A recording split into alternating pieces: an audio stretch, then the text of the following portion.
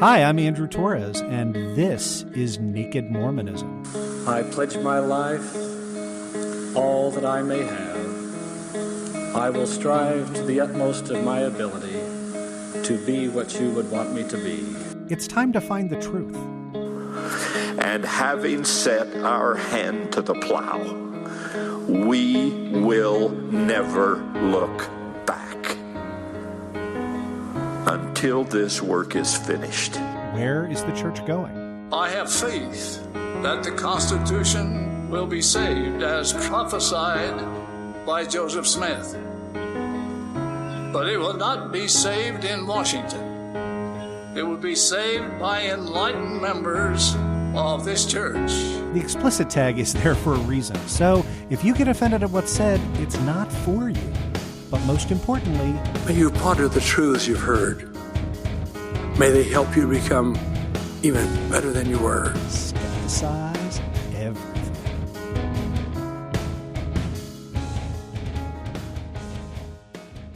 Welcome to episode 96 of the Naked Mormonism Podcast, the Serial Mormon History Podcast. Today is Tuesday, March 27th, 2018, 3 days before the Protect LDS Children March. My name is Bryce Blankenagel, and thank you for joining me. On this episode, we dive into the recent leak from Mormon Leaks of the Jane Doe interviewing Joseph L. Bishop audio, wherein she accuses him of sexually assaulting her. There's a lot to parse out with this story, as it broke at a crucial time ramping up to the Protect LDS Children March happening at the end of this month. Let's dive into it.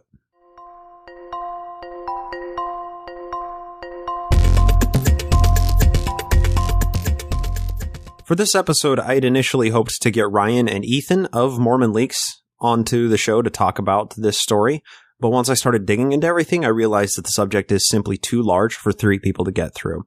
We'll get them on in the near future once the story has developed a little bit more, but it's kind of tough deciding how to cover this topic.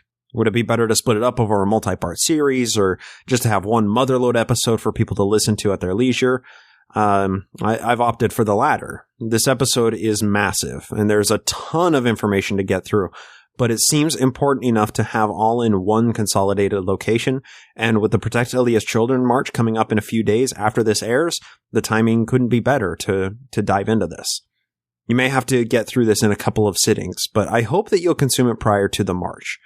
I know this podcast is usually timeless, just reporting on Mormon history as it happened in chronological format, but sometimes you have to zoom in to modern subjects and headlines when it's a subject that's this important, even if that does happen to date the backlog to a certain extent. For today, we're going to walk through everything we know about the Jane Doe and Joseph Bishop story at the time that this airs.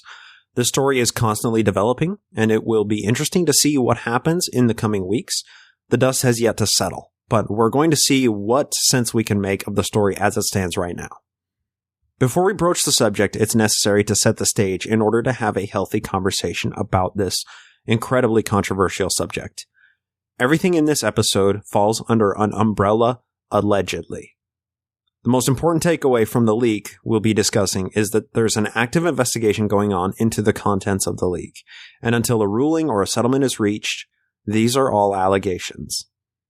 But let's qualify that. Legal cases are built upon allegations because allegations become witness testimonies and affidavits, which are weighed in a court of law accordingly. These allegations are damning to the involved entities, and we'll get into the details. But the subject here is sexual assault, and one of the hardest accusations to prove in a court of law, as it usually devolves into a he said versus she said argument. Personally, I like to err on the side of caution. If a person claims they were sexually assaulted, it seems better to play it safe and take their claim as factually as possible. That's not to say that false accusations don't happen from time to time, but sex assault is a fragile topic, and it should be treated with all due respect. The fact of the matter is, sexual assault ruins lives, and it almost always goes completely unprosecuted for lack of credible allegations or evidence. We have a fundamental problem with reconciling the problems surrounding sex abuse, and there is no simple answer to fixing this problem. However, talking about this openly hopefully moves us closer to solutions by some extremely minuscule amount. And with that extremely minuscule amount quantified over enough time with enough of these conversations, hopefully some solutions are closer ahead than we realize. This episode touches on some painful subjects, and I'm going to use the necessary words unapologetically to deal with the present issues. If sexual assault and rape are something which trigger you, you may want to skip this episode, but I sincerely hope that you'll stick with us, as this is an extremely important story to have on the record.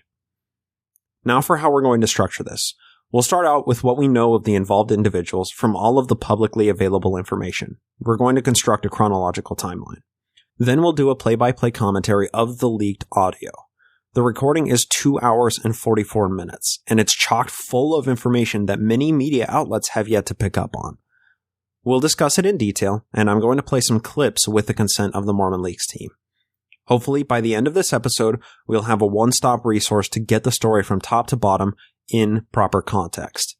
It's my hope that after this, we'll all have enough knowledge to communicate this story effectively with somebody completely unfamiliar with the story in weeks, months, or even years in the future. In a final preface, there are a number of conflicting interests to take into account with this story, and everybody has their opinion clouded by emotions, yours truly included. I'm no authority on this issue. This is just how the story seems to make sense in chronological format to me. There's no way to make everybody happy, or to not make some people angry with this story, so please bear with me. Here we go. We'll be focusing on 3 main characters today: Joseph L. Bishop, Jane Doe, who has remained anonymous, and a woman that we will only know as Bleep. Peppered in at various times are a few secondary characters: Elder Robert E. Wells and Elder Carlos E. Acey, both members of the Quorum of the 70, and the Quorum of the 70 is the middle management of the church. So these are the 5 characters that we'll be centering our timeline around. Beginning with Joseph Bishop. Joseph Bishop was born in August 1932 in Delta, Utah, where he grew up and attended local public schooling. Bishop married Carol Callister in 1956, and they had 5 sons. In 1958, Joseph Bishop earned his PhD in university administration. He's led a fulfilling life in academia, serving as chairman to Imperial Valley College, president of the Haitian American Institute, dean at Mount San Jacinto College, vice president of Prairie State College, and finally he became president of Weber State College in 1972.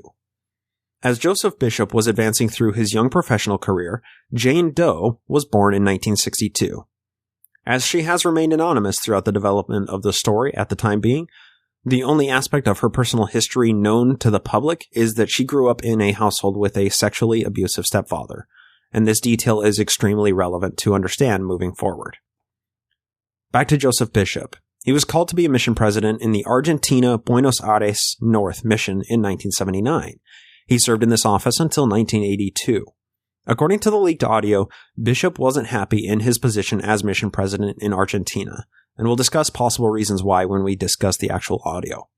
According to Bishop, President Spencer W. Kimball visited the Argentina mission while he was president, and Bishop broke down into tears and requested to be moved. 1 week later, he received a call from President Kimball asking how he was doing and letting him know that Bishop was on Kimball's mind. 1 week after that, Bishop was transferred stateside and put in as president of the Provo MTC, that's the Missionary Training Center, in 1982. He served in this capacity until 1986. During this time, Bishop authored and published his book, The Making of a Missionary, in 1982, as he entered the office of president of the Provo MTC. And I couldn't find it in any of the reports, but from the audio, it sounds as if Bishop served in some church capacity in Florida at some point where he may have allegedly committed some form of sexual assault on somebody there. Now back over to Jane Doe. Jane Doe seems to have entered the Provo MTC in 1984, when Bishop was 52 years old and she was 21. The alleged rape attempt occurred during this time. We'll discuss this in detail when we go through the recording, but according to Jane Doe, Bishop took her to a basement room of the MTC, ripped her blouse, exposing her breasts, pulled down her skirt, and attempted to penetrate her, but was unsuccessful in maintaining an erection and therefore allegedly committed a sexual assault without achieving penetration. According to Jane in the audio, she was completely devastated and ended up leaving her mission early, partly as a result of the assault. This alleged assault coincided with a new education program the MTC was trialing, which Bishop and his wife were put in charge of. The details of this program are unclear from the recording, but after a short trial period, it sounds like it was abandoned. Something about the program involved Bishop working with sister missionaries who had come from troubled homes. And here, Bleep enters our timeline. Bleep was a sister missionary with whom Jane Doe was well acquainted. Something occurred causing Bleep to attempt suicide while at the MTC. According to the recording, she attempted to jump from a second-story window of the MTC head first. Bishop was able to talk her down from the ledge, and she was put under close supervision. According to the audio, Bishop and his wife took Bleep into their home to care for her. In response to the troubled young adults coming through the Missionary Training Center, Bishop petitioned his friend Elder Carlos E. Acey of the Quorum of the 70 in order to get funding to hire professional counselors. Prior to Bleep's suicide attempt, Acey had told Bishop that Apostle Boyd K. Packer had told the Quorum of the 70s to encourage people to not seek psychological or counseling help and instead go to their bishops for any problems that they may be struggling with. Acey had denied Bishop's request for funds for a counselor based on Packer's advice, but when Bleep had attempted suicide, Joseph Bishop told Carlos Acey that the responsibility would fall to Acey if anyone committed suicide in the MTC, and funding was apparently granted and counselors were brought in, likely employed by the church. According to the leaked audio, while Bleep was under the supervision of Bishop and his wife living in their home, that's when Bishop allegedly molested her. The details of this molestation are from Bishop himself, where he claimed to have given her a back rub, but he stopped before things got too far. He called it quote-unquote frisky. As Bleep has yet to come forward to confirm, deny, or further enlighten the public on these allegations, all we can do is take Bishop at his word that sexual impropriety with Bleep stopped at this back rub. After Jane Doe left her mission, she accused Bishop in 1984 of sexual assault, which apparently resulted in no action. She made a follow-up accusation in 1986 or possibly 1987, and Elder Carlos Acey, good friend of Joseph Bishop, was sent to her home to interview her concerning the accusations. According to Eric Hawkins, the current LDS spokesman, from the March 20th, 2018 article, quote, "The church can find no record of a meeting between the woman and Elder Acey," end quote. According to Bishop in the recording, he was completely unaware of these accusations and the subsequent meeting between Jane Doe and Elder Acey. Nothing ever came of this second accusation and the subsequent meeting. Jane claims to have never heard back from Elder Acey or the church concerning the accusations. She made subsequent attempts to contact the church regarding the accusations, and apparently nothing ever came of those either. Presumably, sometime after this meeting between Jane Doe and Elder Acey, Jane married her current ex-husband and had an unknown number of children with him. According to Jane in this audio, this husband emotionally abused her and allegedly had affairs with 14 other women while they were married. She claims that he changed the number to 4 after their divorce was granted, which eventually evolved to be mere sexual improprieties with the 4 women instead of full intercourse. Jane claims that her husband was never disciplined by the church for adultery. She attributes this marriage, the previous attempted rape by Bishop, and her sexually abusive stepfather to have engendered a personal loathing for men. Those are understandable emotions for a woman who's allegedly been through this much abuse. We'll get into the details when we go through the audio. But in no way should her views on priesthood holders or men in leadership positions within the church taint her accusations. Her opinions of men are based on many previous interactions and are 100% justified and reasonable. This simple fact should never be used to attack or diminish her allegations, but unfortunately, the simple fact that it was said in the audio will cause some to latch on to what she said and dismiss her entire experience and the accompanying allegations because of it. For unknown reasons, the documentable accusations seem to have gone cold until 2010, when Jane claimed she desired closure with the man who allegedly assaulted her. Jane raised accusations of sexual assault again and also threatened to kill Joseph Bishop. Because of this death threat, the police were summoned to her home, where they interviewed her and generated a police report. According to Jane in the recording, she had contacted the church multiple times over the years to learn the whereabouts of the investigation into Bishop.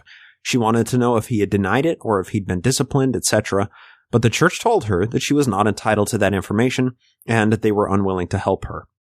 Sometime during these 2010 accusations and the following death threat, Bishop claims he confessed his sexual indiscretions, what he calls sexual addiction, to a member of the Quorum of the 70 by the name of Robert E. Wells. At that point, Robert E. Wells told Bishop that he was being considered for a position as a member of the Quorum of the 70. Wells told Bishop that he was removed from the list of contenders, and Bishop claims he knows why, and we are left to surmise that it was due to his confessions to Robert E. Wells about his quote-unquote sexual addiction that his name was removed from the list of contenders. Also in 2010, Bleep apparently came forward independently with accusations that Bishop had assaulted her in the MTC around the same time he allegedly assaulted Jane Doe.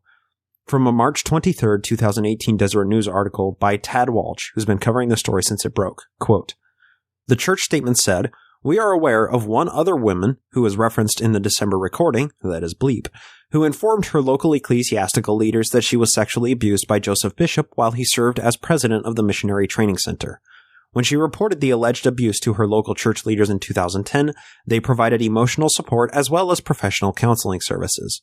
Mr. Bishop's local ecclesiastical leaders were contacted and they confronted him with her claims, which he denied, and local leaders did not feel they could pursue church discipline for Mr. Bishop. The release said that the church leaders share the anger and distress church members and others feel to learn of the incidents where those entrusted with sacred responsibilities violate God's commandments and harm others. It called such behavior repulsive and sinful. The church is looking into all aspects of the assertions on the recording of Joseph Bishop. This includes the work of outside legal counsel, who are interviewing priesthood leaders, family members, law enforcement officials, and others with knowledge of these incidents." End quote. This release alone documents a fatal flaw in the way that the church handles these issues. According to this press release from the church-owned Deseret News, Bleep accused Bishop in 2010, the same year as Jane Doe reiterated her accusations and threatened to kill Joseph Bishop. When the matter came to the church's attention, Bleep was turned over to her local bishop or stake president, who provided her with counseling and emotional support, but it seems Bishop was never called to a disciplinary council for the sexual assault allegations. He was also never turned over to local secular authorities based on the charges. While this self-policing by the church can be understandably infuriating for many of us, we'll draw conclusions after we have more information. The 2010 accusations leveled by Jane Doe and the subsequent death threat were turned over to the Deputy Utah County Attorney David Sturgill, who said this of the investigation, quote, "I have no reason to doubt the victim's disclosure and would likely have prosecuted Mr. Bishop but for the expiration of the statute of limitations."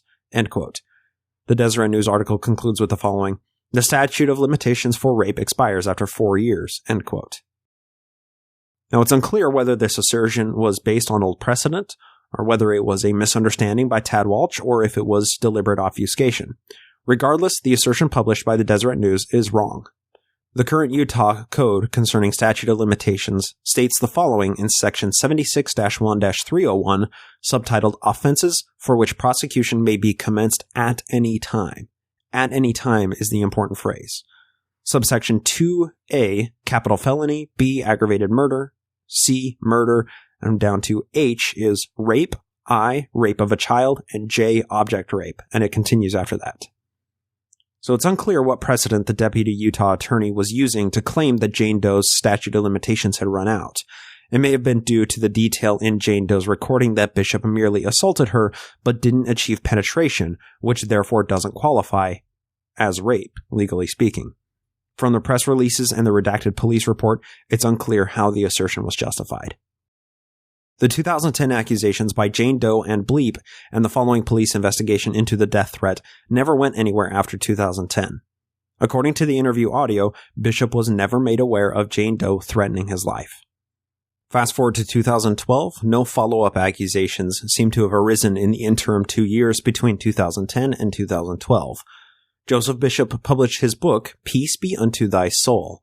On the back of the book, you find this endorsement, which was reported in one of the YouTube videos produced by Thinker of Thoughts, which you'll find in the show notes. Quote, "Adversity is a common theme in mortality and can come to us at any time. That fact alone makes the topic of this book so universal that it warrants being in every church member's home. The author beautifully combines spiritual comfort and practical wisdom, resulting in a mature, sweet, and uplifting force that moves you through remorse and suffering and into spiritual well-being. I found it profoundly spiritual because Dr. Bishop continually brings forth eternal truths pleasing to the soul. It is not only a good read, but is also a good, standard go-to reference for any trying occasion." End quote. This endorsement was given by Robert E. Wells. If we're to believe the tape, Robert E. Wells and Joseph Bishop have been good friends for more than 40 years. This is the same Robert Wells that Bishop allegedly confessed his problems with what he calls sex addiction to in 2010, when Jane Doe and Bleep leveled their accusations, and Jane Doe's subsequent death threat. Joseph Bishop went on to publish 30 Ways to Love Your Mission in 2014. The book synopsis from Goodreads.com is as follows, quote, "To be a great missionary requires preparation, and with so much to learn, it can be overwhelming. That is, until now. 30 Ways to Love Your Mission is your handy guidebook of field-tested methods for navigating the path of missionary life. These pages are filled with simple suggestions, true stories, and inspiring scriptural references divided into 3 main topics: track positives, ignore negatives, improve your work, and receive inspiration and revelation. Your confidence will increase as you discover tips for getting along with companions, maintaining a positive attitude, dealing with discouragement, and so much more. For anyone who has ever asked the question, how can I be an awesome missionary, this indispensable book has the answer." End quote. Given the recent revelations and the allegations surrounding Bishop, the description of this book seems to take on a haunting secondary meaning. In 2016, Jane Doe brought the accusations forward again, which didn't end up going anywhere. It's important to chronicle each and every one of these accusations that we have evidence of. However, it can be a bit confusing, as some of the media reports seem to contradict each other or are missing some details. From what I can gather, Jane accused Bishop of sexual assault in 1984, 1986 or 87, 2010, and 2016, and possibly a few times in between all of those documentable allegations.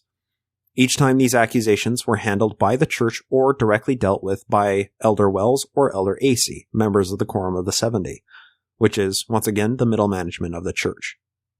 From what I've gathered, police were only involved in the 2010 instance, but that was only due to Jane Doe making death threats against Bishop. Jane attempted to go the proper channels multiple times and was unable to reconcile or reach a settlement with her alleged abuser. In December of 2017, Jane hired an attorney who made the church aware that they were pursuing the sexual assault allegations against Bishop. From the audio recording, it seems as if Bishop was unaware of this fact. December 2nd, 2017, Jane Doe posed as a reporter and interviewed Joseph Bishop for 2 hours and 44 minutes. We'll go through the audio momentarily, but first let's discuss how this became a public story and put that into context as best we can. Jane Doe's lawyer sent the recording to the church headquarters in Salt Lake City in January of 2018. After the recording was made, and they claimed that they would handle the matter and open up an investigation into Joseph Bishop.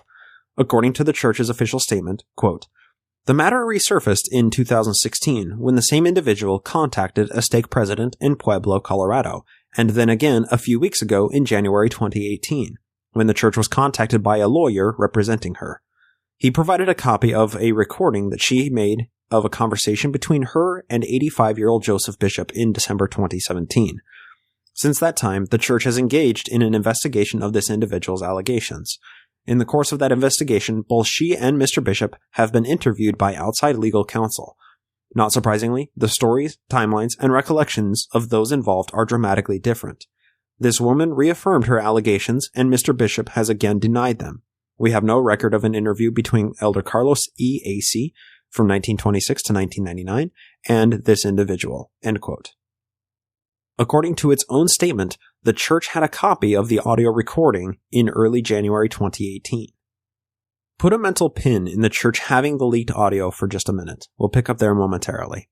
In October of 2017, former LDS bishop and current active member of the church Sam Young created a petition called Protect LDS Children. This campaign seeks to end one-on-one closed-door interviews between bishops and members of the church, especially when they include sexual questioning. One way Mormons have been combating sexually explicit bishop interviews is by creating audio recordings of these interactions. The reasons and needs for recording these interviews to legally protect members and bishops alike are too numerous to discuss in this forum. Mormons recording their bishops' interviews without the bishop's consent is legal in Utah as a single-party consent state. One ancillary effect of these bishops' interviews, which can't be ignored, is how it normalizes a child or young adult to being questioned about sexual matters by a trusted member of the community. Bishops are not trained counselors. they are not properly vetted, yet the system as it currently stands requires them to ask children and young adults at regular intervals if they are keeping the law of chastity. If the answer is not yes, then further questioning often follows, and those questions can be particularly invasive, asking the interviewee to detail their masturbation habits, how often they are in an intimate setting with another person, and exactly what that intimacy entails. A degree of punishment usually follows depending on how egregious the sin is deemed to be. Masturbation once in a while can be punished by not allowing the offender to take the sacrament for a few weeks, whereas anything beyond that, including making out, petting, necking, nakedness, fondling, and everything involved in intimacy, can merit a much harsher punishment of being disfellowshipped or excommunicated, or being barred from going on a mission. The social stigma and public shame attached to sexual desires is exerted through these bishops' interviews, and it isn't easy to quantify into words. In the midst of these bishops' interviews being recorded, some of which were posted online, and the church having the Jane Doe audio in their possession, we arrive at February 6, 2018. Utah news outlets exploded with articles, comments, and opinion pieces with a new bill proposed by the Salt Lake Chamber known as House Bill 330. The bill proposed by Representative V. Lowry Snow and Senator Todd Weiler would make Utah a dual-party consent state. As it stands, Utah is one of 38 states which are single-party consent states when it comes to audio and video recording. That means any person can record any conversation they have with another person without getting consent from the other party in these states. From the Deseret News article on February 6, 2018, quote, "A state legislator introduced a bill Tuesday that would undo a long-standing Utah law allowing a person to record a personal conversation or telephone call without telling the other party. Representative Lowry Snow's proposal, House Bill 330, would make it a crime to record a conversation with someone without their consent. The Santa Clara Republican said the Salt Lake Chamber contacted him about running the bill before the legislative session as a way to protect proprietary business interests. Snow said he also received a call from the Church of Jesus Christ of Latter-day Saints with interest in the bill and a possible desire to support it. The church issued a statement Tuesday backing the measure." Now quoting Eric Hawkins, the LDS Church spokesman, quote, "Church representatives have spoken with legislators to express support for House Bill 330, which is intended to protect the confidentiality of sensitive private conversations, including those between ecclesiastical leaders and their members." End quote. 2 days after this bill was introduced, due to the extreme backlash from Utah, national media, and online groups, the bill was retracted. The Salt Lake Tribune reported the reasoning behind the retraction on February 8, 2018. Quote, "Lane Beatty, the outgoing president and CEO of the Salt Lake Chamber, said he was talking with V. Lowry Snow about how and whether to press forward with this bill in the session. There were a lot of questions that came up that justifiably slowed the bill down," Beatty said. "We're very sensitive about the public opinion." Beatty said one possibility is drastically narrowing the bill, keeping Utah a one-party recording consent state, and adding exemptions or scenarios into the existing law when people would need permission to record. We can only surmise that might mean with ecclesiastical affairs. Once again quoting Beatty, "We're going back to the drawing board," he said, adding that he recognized the 45-day session was nearly halfway through, and he'd avoid a late push to pass a bill that appeared to short-circuit public input. End quote. Now, maybe the timing of House Bill 330 is mere coincidence, given everything we've discussed so far. But it doesn't seem reasonable to come to that conclusion. However, it could all be coincidence. If it isn't simply coincidence that this House bill was proposed to make recordings like the one Jane Doe created in her interview with Joseph Bishop illegal, this possibly represents an example of the church interfering in Utah politics at some level out of self-interest. At some unknown time, from January 2018 to mid-March 2018, an unknown source produced a copy of Jane Doe's audio recording to Mormon Leaks, an independent watchdog organization promoting transparency from the church. It's worth noting, this audio was not given to Mormon Leaks by Jane Doe. The only people with access to this audio were Jane Doe and some of her closest loved ones, her attorney, and the church. It logically follows that this audio was either leaked to Mormon Leaks by Jane Doe's lawyer without her consent in order to put public pressure on the church, which would be extremely unethical and likely result in disbarment, or one of Jane Doe's friends sent it to Mormon Leaks. However, a third possibility exists. It may have happened that somebody high up in the church with access to this extremely confidential audio could have decided for whatever reason to leak the audio. There's simply no way for us to tell what crack leaked the audio. If it came from within the church, I'm sure they are investigating the people with access to the audio. Finally, we arrive to March 19th, 2018. Mormon Leaks published the audio with the following public statement, quote, "In 2017, Joseph L. Bishop, former president of the Missionary Training Center in Provo, Utah, met with a woman who claims he attempted to rape her while she was a missionary in the MTC in 1984. The meeting was recorded, and the audio begins with the accuser interviewing Mr. Bishop for what he thinks is an interview about leaders in the church. At minute 30 seconds, the accuser transitions the conversation to her discussing what she claims he did to her in the MTC. A long conversation ensues, in which the accuser not only discusses what she claims happened to her, but also prods Mr. Bishop into discussing his interactions with other women. While Mr. Bishop never affirmatively acknowledges any specific actions, he admits that he has molested at least one woman and has been inappropriate with many other women. At one point, he claims if the full extent of his sins were to be revealed, he would be excommunicated and the church would be embarrassed. This audio serves to demonstrate the abuse that can potentially take place between Mormon leaders and those under their ecclesiastical charge." End quote. The audio instantly went viral in multiple online communities before national media picked it up. Tad Walsh wrote the Deseret News article published the following day entitled, quote, "Women Levels Accusations Against Former MTC President." Mormon Newsroom, the church's public outlet, published a statement the same day, which is quoted extensively by Tad Walsh in the Deseret News article. A few relevant extracts from the church's press release are as follows, quote, "These allegations are very serious and deeply disturbing. If the allegations of sexual assault are true, it would be a tragic betrayal of our standards and would result in action by the church to formally discipline any member who was guilty of such behavior, especially someone in a position of trust.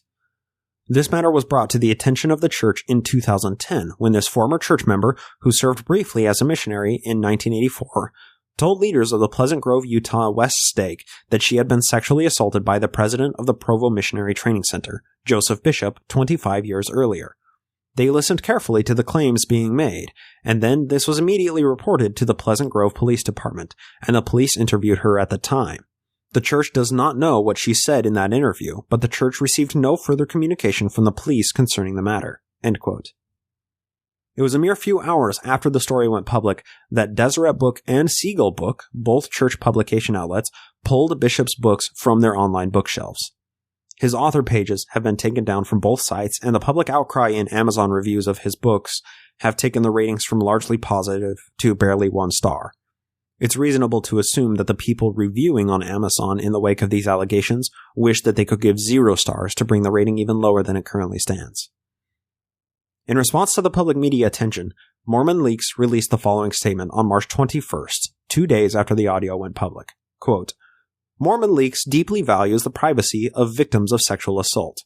We prepared the recording of Joseph L. Bishop while coordinating information between multiple sources, none of whom were the accuser, and it was received with no restrictions of publication. We verified its authenticity and found it to be in line with our mission of starting and expanding news reporting, public commentary, and criticism related to Mormonism. Given Bishop's blatant on-tape admission to inappropriate behavior while in a leadership position within the Mormon Church, we eliminated all identifying information related to the victim, as is standard protocol, in order to protect her privacy and safety." End quote.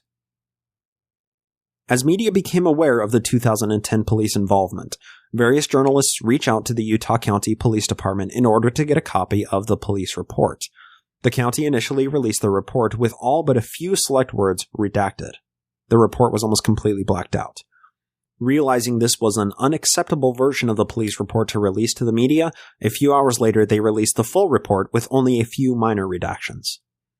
The Salt Lake Tribune sought a statement from the bishop who had heard Jane Doe's accusations back in 1987 after her mission, and they reported the following, quote, "The woman who recorded her confrontation with Bishop reported her allegations of misconduct by Bishop to her bishop in 1987, but the man told the Tribune that he found the accusations to be, quote, far-fetched and declined to advance them to higher authorities in the church." End quote.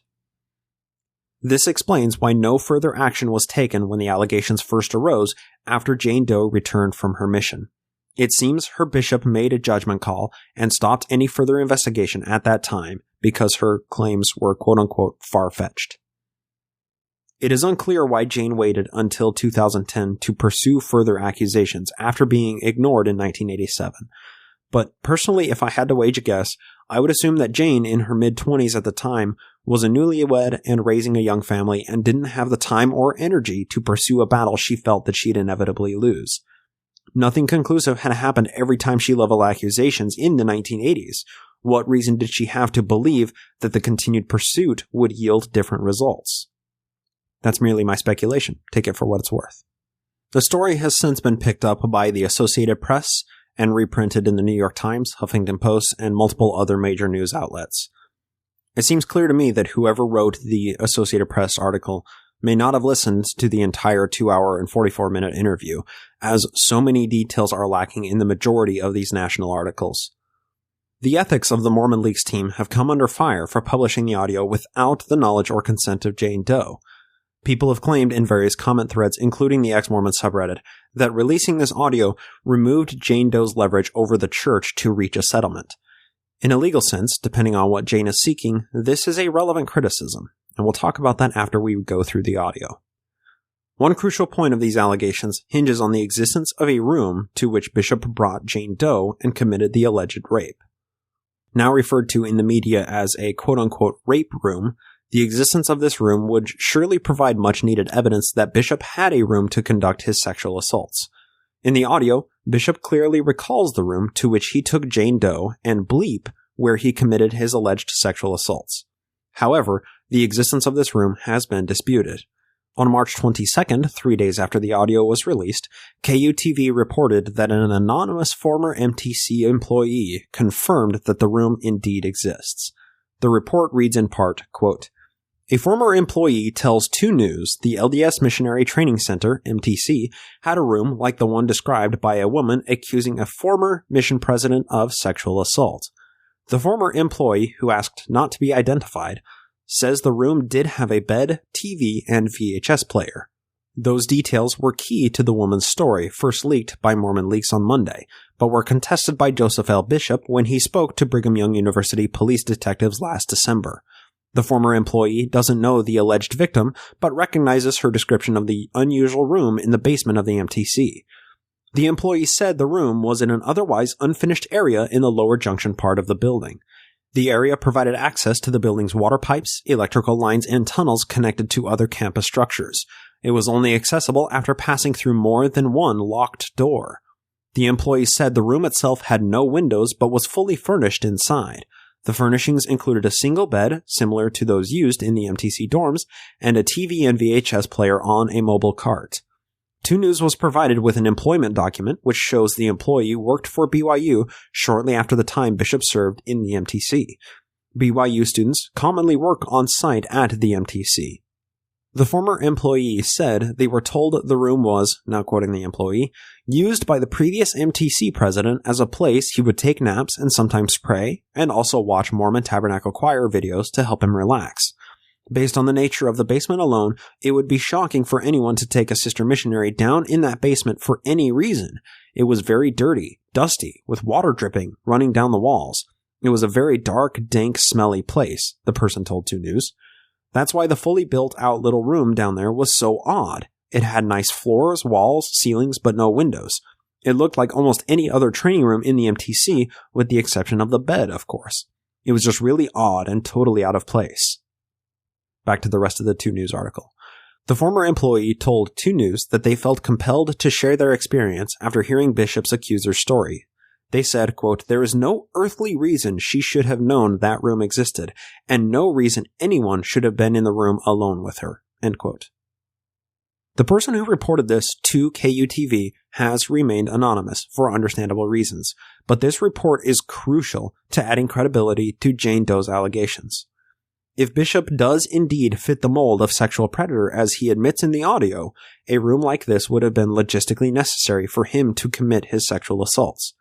A hidden basement room with a bed and a TV VCR combination in the pre-internet world can only merit a few possible uses. On March 24th, Mormon Leaks released a public statement by Jane Doe, which reads as follows, quote, "I'm the woman in the recording with Joseph L. Bishop. My identity will be revealed when I file the lawsuit. First, although Mormon Leaks did release my recording prior to my consent, Mr. McKnight and Mr. Dodge support my cause. It is my belief that they were concerned about all of the victims that may become forgotten if my story was silenced by a settlement and a non-disclosure agreement. I cannot fault them for that. Having the story leaked has actually helped me. I was struggling with the settlement.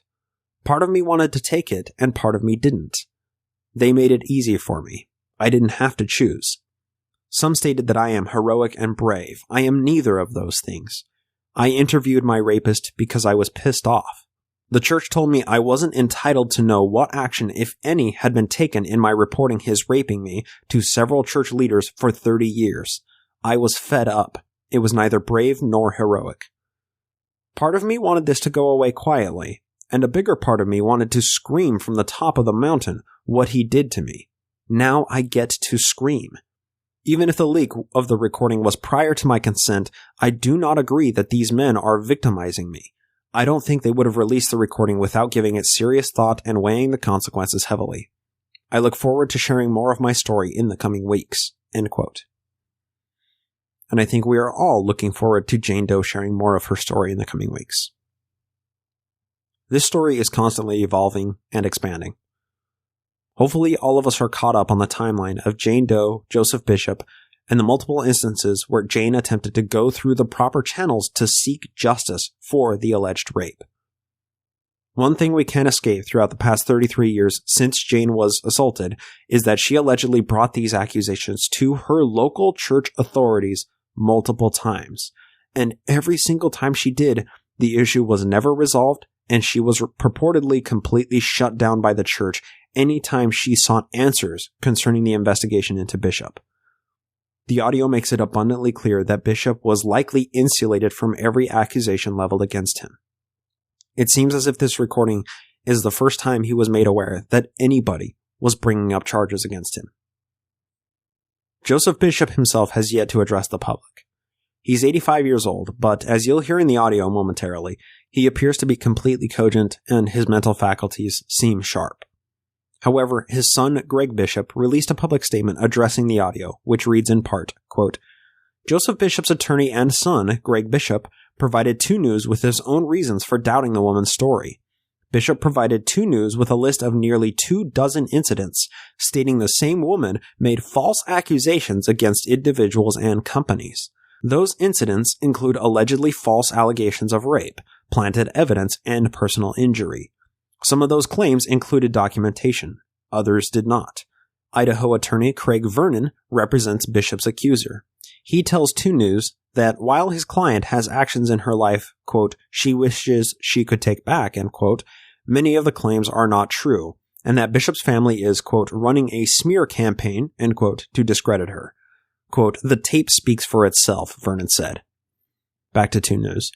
On the tape, Joseph Bishop admits that he gave a back rub to a female missionary that became too frisky. Bishop also told his accuser that he had a sexual addiction.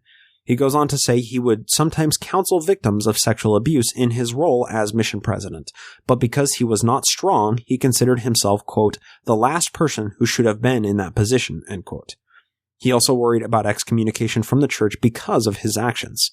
He never admits to the attempted rape of the accuser referenced on the tape and denies ever attempting to rape anyone else. Greg Bishop told 2 News that his father was released from the hospital just days before the recorded confrontation. He emphasized the interaction was arranged under false pretenses and that his 85-year-old father's memory has been failing. On his father's behalf, quote, he adamantly denies the allegations, end quote, made against him. Greg Bishop said his father, quote, has been retired for many years and is living quietly in Arizona. He is not a public figure and not of interest to anyone except his family and loved ones, end quote.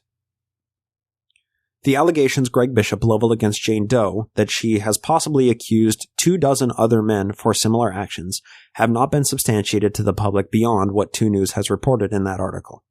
However, His statement has been reprinted dozens of times by media outlets. Jane Doe's lawyer, Craig Vernon, said it perfectly. The tape speaks for itself.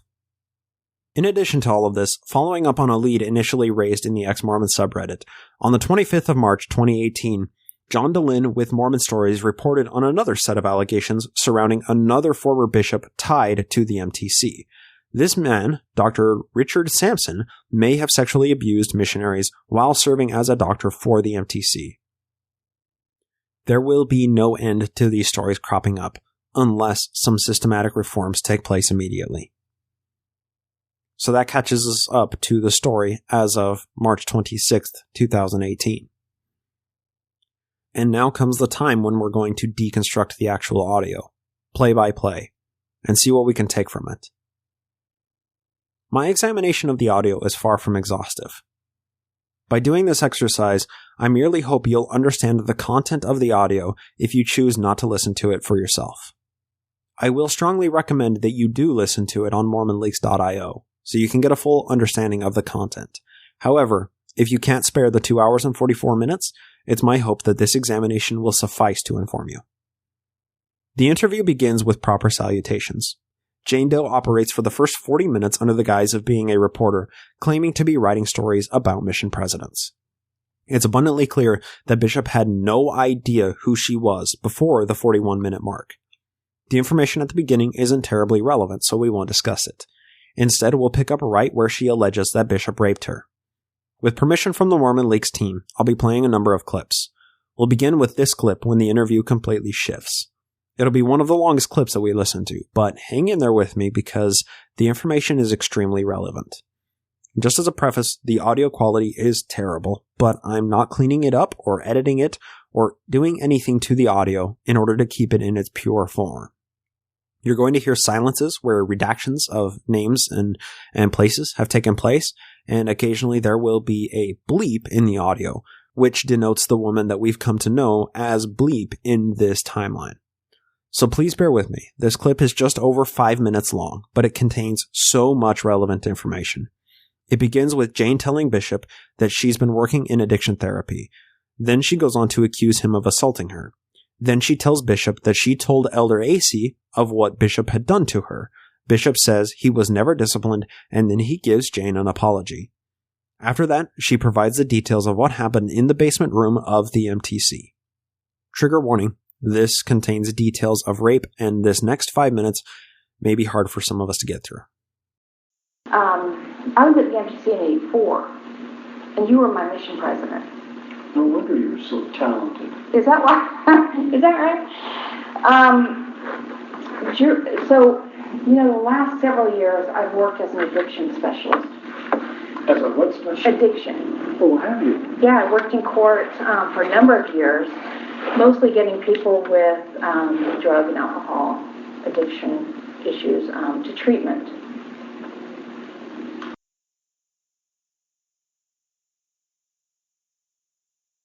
Yep, those are some of the things that I dealt with for a very long time.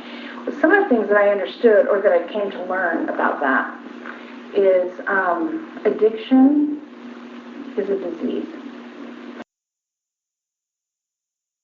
And the things they do to get the alcohol, for example, most of my clients were addicted to drugs.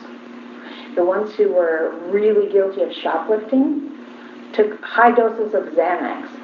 Now, explain that to me. Do you know what Xanax is? Yeah. Like an anti-anxiety. Well, they start taking the Xanax and they go and they start shoplifting. And they have no idea they're doing it.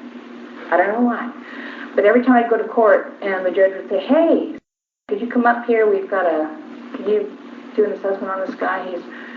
He just shoplifted nail polish. I'm like, nail polish?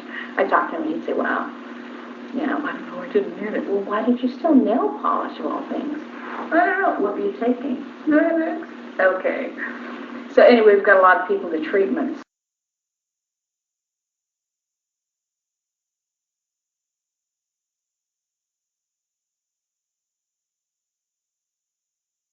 One thing I learned is that people, when they have some kind of an addiction, like my stepfather was violently sexually abusive. And you and I talked about that at the MTC. And... We did? Yes, we did, yeah. There's my bad memory again. Here's your bad memory. Anyway, yeah, you helped me understand that it wasn't my fault, which was really amazing. But you also kind of groomed me a little bit. And you took me down into the basement. It wasn't really a basement, but it was downstairs, a little storage room. I'm not angry with you because I think you ought to be. Well, maybe, but I'm not. I'm over a lot of things that have happened to me, but you hurt me, and I need an apology. Well, I apologize from the depth of my heart. I can't remember what it was, but I'm... Okay, let's go back a little bit, and I'll tell you because... Well, yeah, tell me. I have struggled for 33 years of what you did to me, and I am only interested in an apology. I reported what you did to me to Elder AC. Do you remember him? Oh, yeah. Corman 70, did he ever talk to you? No. Did anybody from Salt Lake ever tell you that you were accused of sexual assault? No. You were never disfellowshipped, had a counsel? I felt I'd repented. I confessed. Oh, was it, you confessed about me? I don't know about, I confessed all of my sins to Robert Wells when I was in the mission. But anyway, let me apologize. Well, all right. Well, I have needed that for a long time, but let me just carry on a little bit. Sure. What you did to me destroyed my faith and testimony in priesthood leaders and in the church. Wow. You took me down. You don't remember taking a sister missionary downstairs into the basement? Okay, let me say this. I need honest time. And, it's a long time ago. 33 years ago is a long time. I need an apology, and I need an admission, and I need to know what was ever done, if anything. Because I have carried this, and it has destroyed my life. Mm-hmm. So, do you remember the room in the basement? I do. Do you remember the movies in the basement? The DVD or the VHS player and the TV? No. Do you remember tearing my blouse, pulling up my skirt, ripping the back of my skirt and trying to rape me? But you didn't because you didn't have a full erection. You don't remember that? No. Please continue to walk through the audio with me. I will withhold making any conclusions until the end. At minute 46:19 is when Jane says that she threatened to kill him. He asks if she has biker friends, which sounds like he is mistaking her for another victim. At minute 46:55, he possibly mistakes Jane Doe for another one of his possible victims. At minute 47:58, he admits addiction, which he calls his sex addiction, and then he goes on to say that the Lord is so forgiving in these instances. At minute 50:05, Elder AC reportedly interviewed Jane Doe, and Bishop never heard anything else about it. And then Jane asks explicitly if it is a cover-up. I'll play this audio for you as well. I have not healed. I reported this to Salt Lake when I came home from our mission before I got married in the temple. They sent Elder AC to me. Elder AC interviewed me. He said he would talk to you directly. I never heard anything. Apparently Elder AC didn't interview you. No one ever said, hey, what about this woman you tried to rape at the NTC? Have you ever said that? No. So, is it a cover-up? Well, I don't know. What do you know? I know that I had an addiction. At minute 51:12, Joseph Bishop admits to his addiction, and he says that he never sought treatment, and that he, essentially, for lack of better words, he tried to pray the rape away. At minute 51:58, Jane Doe shares a story where Joseph Bishop allegedly told her that a woman was in a hot tub with them in Wyoming or Utah, and the woman allegedly showed her breasts to Joseph Bishop. And then the conversation goes off the rails after that. At minute 54:05, Jane shares a story about Joseph Bishop telling Jane about a little bit of public exposure that Joseph Bishop and his wife shared. He says that they would enjoy going out to public diners where he would ask his wife, Carol, to expose her breasts to him. And this represents possible more grooming, where Joseph Bishop was sharing these details with Jane Doe while she was a missionary in the MTC. Just one more instance where it seems that Jane Doe and Joseph Bishop were having a conversation about sexual details that point to what seems to be grooming. At minute 54:18 is when Joseph Bishop admits to taking her to the room, and then he calls himself a hypocrite, and then once again, he, for lack of better words, he tries to pray the rape away again.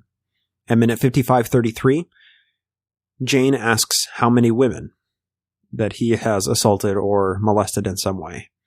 Jane says that she left the church partly because of him, and unfortunately this does exhibit a weakness in the audio that church defenders are quick to jump on. She doesn't get an answer when she asks explicitly how many women he has assaulted.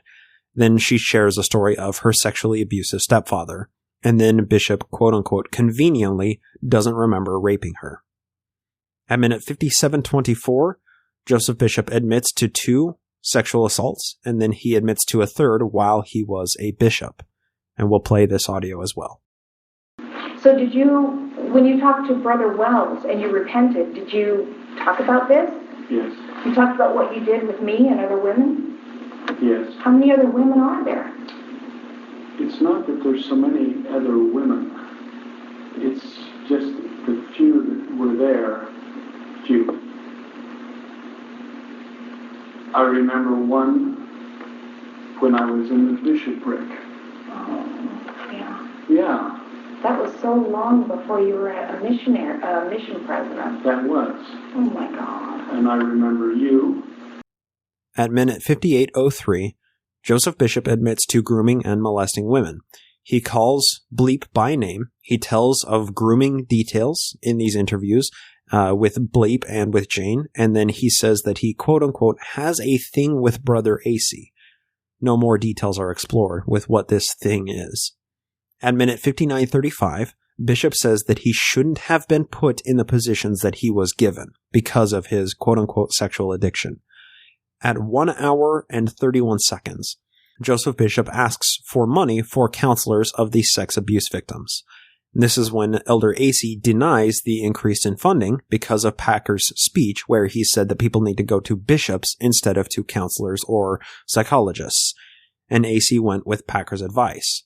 Then at 1 hour, 1 minute, 44 seconds, that's when Joseph Bishop shares a story of Bleep attempting to commit suicide, where Bishop talks her down and then he gets funding for the counselors. At 1 hour, 3 minutes, Bleep came to live with the mission president, and that's where he molested her. He, quote-unquote, gave her a back rub, which got too frisky, and he said that he confessed, but he was never disciplined. I'll play this audio for you as well. The clip starts out with Bishop saying that he wanted to get out of his position as the MTC president, and then he petitions Elder AC to get some professional counselors in the MTC to help the women who had suffered sexual abuse in their time before they came to the MTC. He talks about Bleep attempting to commit suicide and everything that happened to her afterwards. And it should be noted that earlier in the tape, it was revealed that Bleep had suffered some kind of abuse in her home before she came to the MTC, and she was put under Bishop's care. That's when this frisky back rub issue came to light. Here it is. So I'd ask for help to get me out of it and get somebody in that was qualified to handle the situation. And I got turned down. In this process, up on the second floor of that one building, threatened to jump out head first on the cement 2 stories down. They called me. I was able to talk her down off that ledge. And I was angry at Elder AC. And I got in the car and I went to Elder AC. And I said, okay, do you understand what just happened? And if someone commits suicide in the MTC, because they didn't have special counseling, then it's on you. It's not on me, because I've now asked for the last time that we need to get a counselor. And he then took that because of the seriousness of the situation. She tried to commit suicide. Well, I don't know. Wouldn't you say that's trying to commit suicide when you're up there and threatening to jump off or whatever it was serious. All right. It was serious. And he got me money. And I found Brother, I think was his name. He was excellent. He recommended that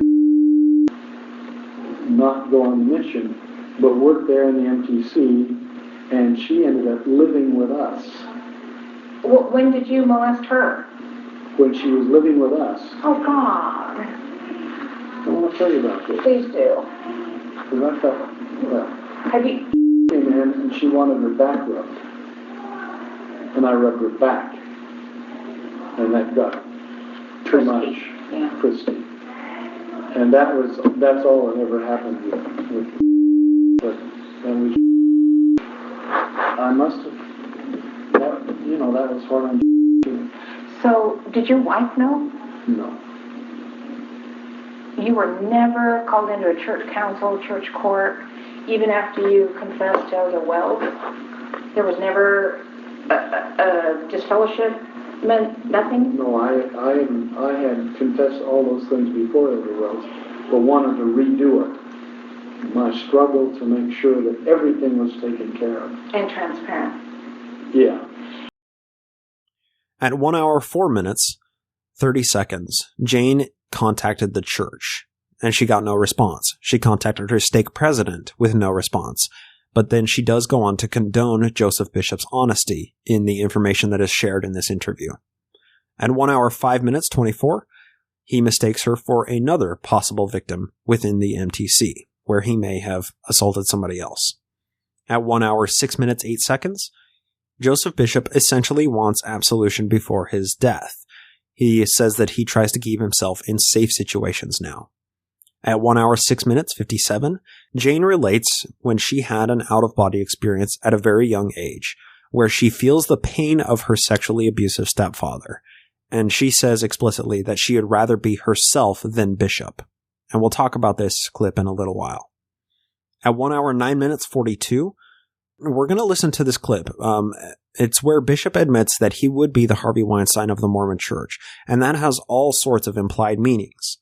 He also says that he didn't do things to Bleep that others had done to her before, and we can only surmise that he had learned that Bleep had been abused and the details of that abuse before entering the MTC through various interviews that he had with her, thus creating an atmosphere of sexual grooming which allowed him to molest her. Here's the audio. But if this story went public, you would be the Harvey Weinstein or Weinstein or whatever the hell his name is of the Mormon Church. True? I would be. Yes, you would be. Yeah, I would be. How many women have you apologized to at least? Obviously. Is she still alive? Did she ever... I haven't. She contacted me. She did what you did, appropriately so. She made an attempt to find out. Now, anyway, I had a conversation with an authority called me. Who? Somebody in the church. I don't remember the name. Okay. It was a long time ago. Yeah, years and years ago. And she had made the same thing that you had done. She confessed. She had her problems too. But mine was the big problem, I think. You think? Because she had others that did things to her that I didn't do to her. At 1 hour, 11 minutes, 40 seconds, this is when it says, maybe the back reeb was all that Bleep reported, but Jane reported to Elder AC what happened to her, and then she asks once again point blank if it was a cover-up. And though you may have just rubbed her back and she reported it, there is no way in hell what I reported and Elder AC came to talk to me about never got back to you. Unless there is some kind of cover-up at the church. So I want to know the truth. I want to know what the fuck happened. That's what I want to know.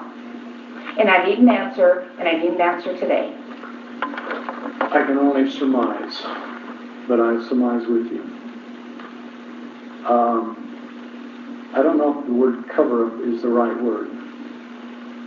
I don't know what happened, but Elder AC never talked to me about it.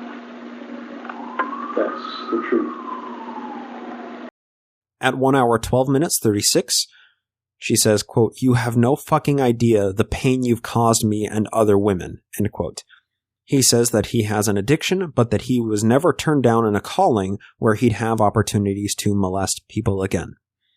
At 1 hour, 14, 11 seconds, Jane Doe recounts the details of the experience from her eyes of the alleged rape. And she says, quote, "It was not your first time with me," where Bishop says, "You are not the only one." And then she asks how many, again, asking how many women that he's assaulted. And then after that, Bishop goes on to tell a story of a woman that he possibly assaulted in Argentina when he was mission president down there. At 1 hour 15, he admits to 2 more possible assaults, one in Argentina and one in Florida. And we'll play this clip. How many of the sisters in Argentina? No. Oh, please. You were so brazen with me, that was not the first time. That was not the first time. How many other are there? How many? If this goes public, how many women are going to come and say, "Oh my God, me too"? How many? We will take them. Okay, I know the point is well taken. I want to know how many. I want to know that I am not the only one. I want to know that I am not the only one. You're not the only one. I know I'm not the only one. How many are there? When I was a young missionary in Argentina, I'd forgotten about that, frankly. There was a lady. Then I went to the mission president, halfway confessed, didn't tell him all that had happened. So I can't blame him for not getting after me because I wasn't forthright. There was nothing. Then when I was in Florida, there was this lady I just told you about. In Florida, how old were you? Married man. Carol, before Argentina? Before your mission presidency in Argentina? Or after? Or do you remember? That was before. Okay. At 1:15:55, Joseph Bishop blames the fact that he has no sex from his wife for the Florida assault, and he said that the assault, quote-unquote, titillated me. At 1:17:31, Jane calls Joseph Bishop a predator and claims that Bishop told her at the time that he assaulted her that no one would believe her, for which Bishop apologizes again. At 1:17:57, Jane Doe goes on a long tirade about how her experience should have traumatized her more, but it wasn't her first rape, and she felt like nothing. She felt like she was no one, and that Bishop was on this pedestal, and she says explicitly that Bishop groomed her at this time. At 1 hour 20:23, Jane threatened to kill Joseph Bishop. Then she called the church headquarters multiple times and never got an answer. She reports on the police filings, and she never had any word back. Then she recounts that she saw a recent headline of abuse going on in the church, similar to her story, and she saw that the press release claimed that the church said that they are transparent, to which Jane calls bullshit, quote-unquote. At 1:22:20, Bishop claims that he told his wife of what was going on, and in response she, quote, went quietly on her way, end quote, which seems to express the power dynamic that was going on between Bishop and his wife during this marriage. At 124:09, Bishop says that he can't figure out why he kept being put in leadership roles in the church when he had this quote-unquote problem of sexual addiction. At 1 hour 25:43, that is when Bishop says if people found out, the church would be embarrassed. Jane says that they should be ashamed and that other women are assaulted by priesthood holders. At 1 hour 26:39, Bishop says that if anybody finds out about what has happened, it would ruin his life, and he once again apologizes to Jane Doe. At 127:36, Jane believes in repentance, and Bishop admits again, and then Jane says, "You're going to need a good lawyer," quote-unquote. At 129:31, in response to the assertion that you're going to need a good lawyer, Bishop says that she does have other options. However, Jane sticks to her guns and says that she has no other choice. At 130:42, Bishop goes into self-preservation mode. Jane says, quote-unquote, "Your whole legacy is fucked." But he claims that he doesn't have these problems anymore. At 132:20, Joseph Bishop claims that a woman who he is currently courting is good for him, that her love is essentially therapeutic. And then the conversation takes an interesting turn because Jane accuses him of touching her hand and looking at her breasts 3 times individually since she got there. At 133, in response to these accusations, Bishop says that he is flirtatious, and Jane agrees and says, quote, "It's part of your charm," end quote. And then he says, "I used my charm for the wrong reasons," end quote. At 136:41, he profusely apologizes. He says that he can't get it up anymore, and that he has his addiction under control, and then profusely apologizes again. At 138:21, Bishop asserts, quote, that he has done all that he can do to stop his sexual addiction. And then Jane goes on to say, "Bullshit, you should confess." And then Bishop responds by saying, "I don't remember assaulting you." Once again, not necessarily denying the allegations, but just saying that he doesn't remember it. Then at 1 hour and 41 minutes, it's a little hard to interpret the information, but what it sounds like is Bishop possibly confessed to President Spencer W. Kimball when Kimball was down in the Argentina mission visiting. He says that he cries in Kimball's arms, and then he gets a call from Spencer W. Kimball to get moved to the mission presidency 1 week later. He said, "It took me out of the situation. I was president of Weber State and I had reorganized the college." And he concludes with, "There was a lot of pain," end quote. Like I said, it's extremely confusing. It's very hard to extrapolate the information based on what he says. You'll have to listen to it for yourself. At 144:30, he says, quote, "He's had spiritual experiences and he had done this all through my life," end quote, referring to his sexual addiction. At 147:52, he says that he doesn't remember assaulting Jane once again. However, it doesn't surprise him that he may have done it. I think that speaks volumes to his mindset, given all of the information up to this point. At 148:12, Jane doesn't know what to do with all of the information. She doesn't know if she can just go back to, quote-unquote, my little life, and she feels obligated to help other women in the same situation. At 149:52, Jane doesn't want to cause Bishop suffering, but she has had a terrible life because of him. Then Bishop goes on to say that 99% of priesthood leaders are good, God-fearing men. Jane once again says bullshit in response. At 151:02, Bishop calls himself a hypocrite, and he says he quote-unquote tries to be better, and then he goes on missions to try to be better, and then he's forced to hide from Jane, quote-unquote, all the shit that he has done. At 154:45, it seems almost as if Bishop has a reckoning with who he is. After 1.5 hours of conversation, he finally realizes what he is and what he has done.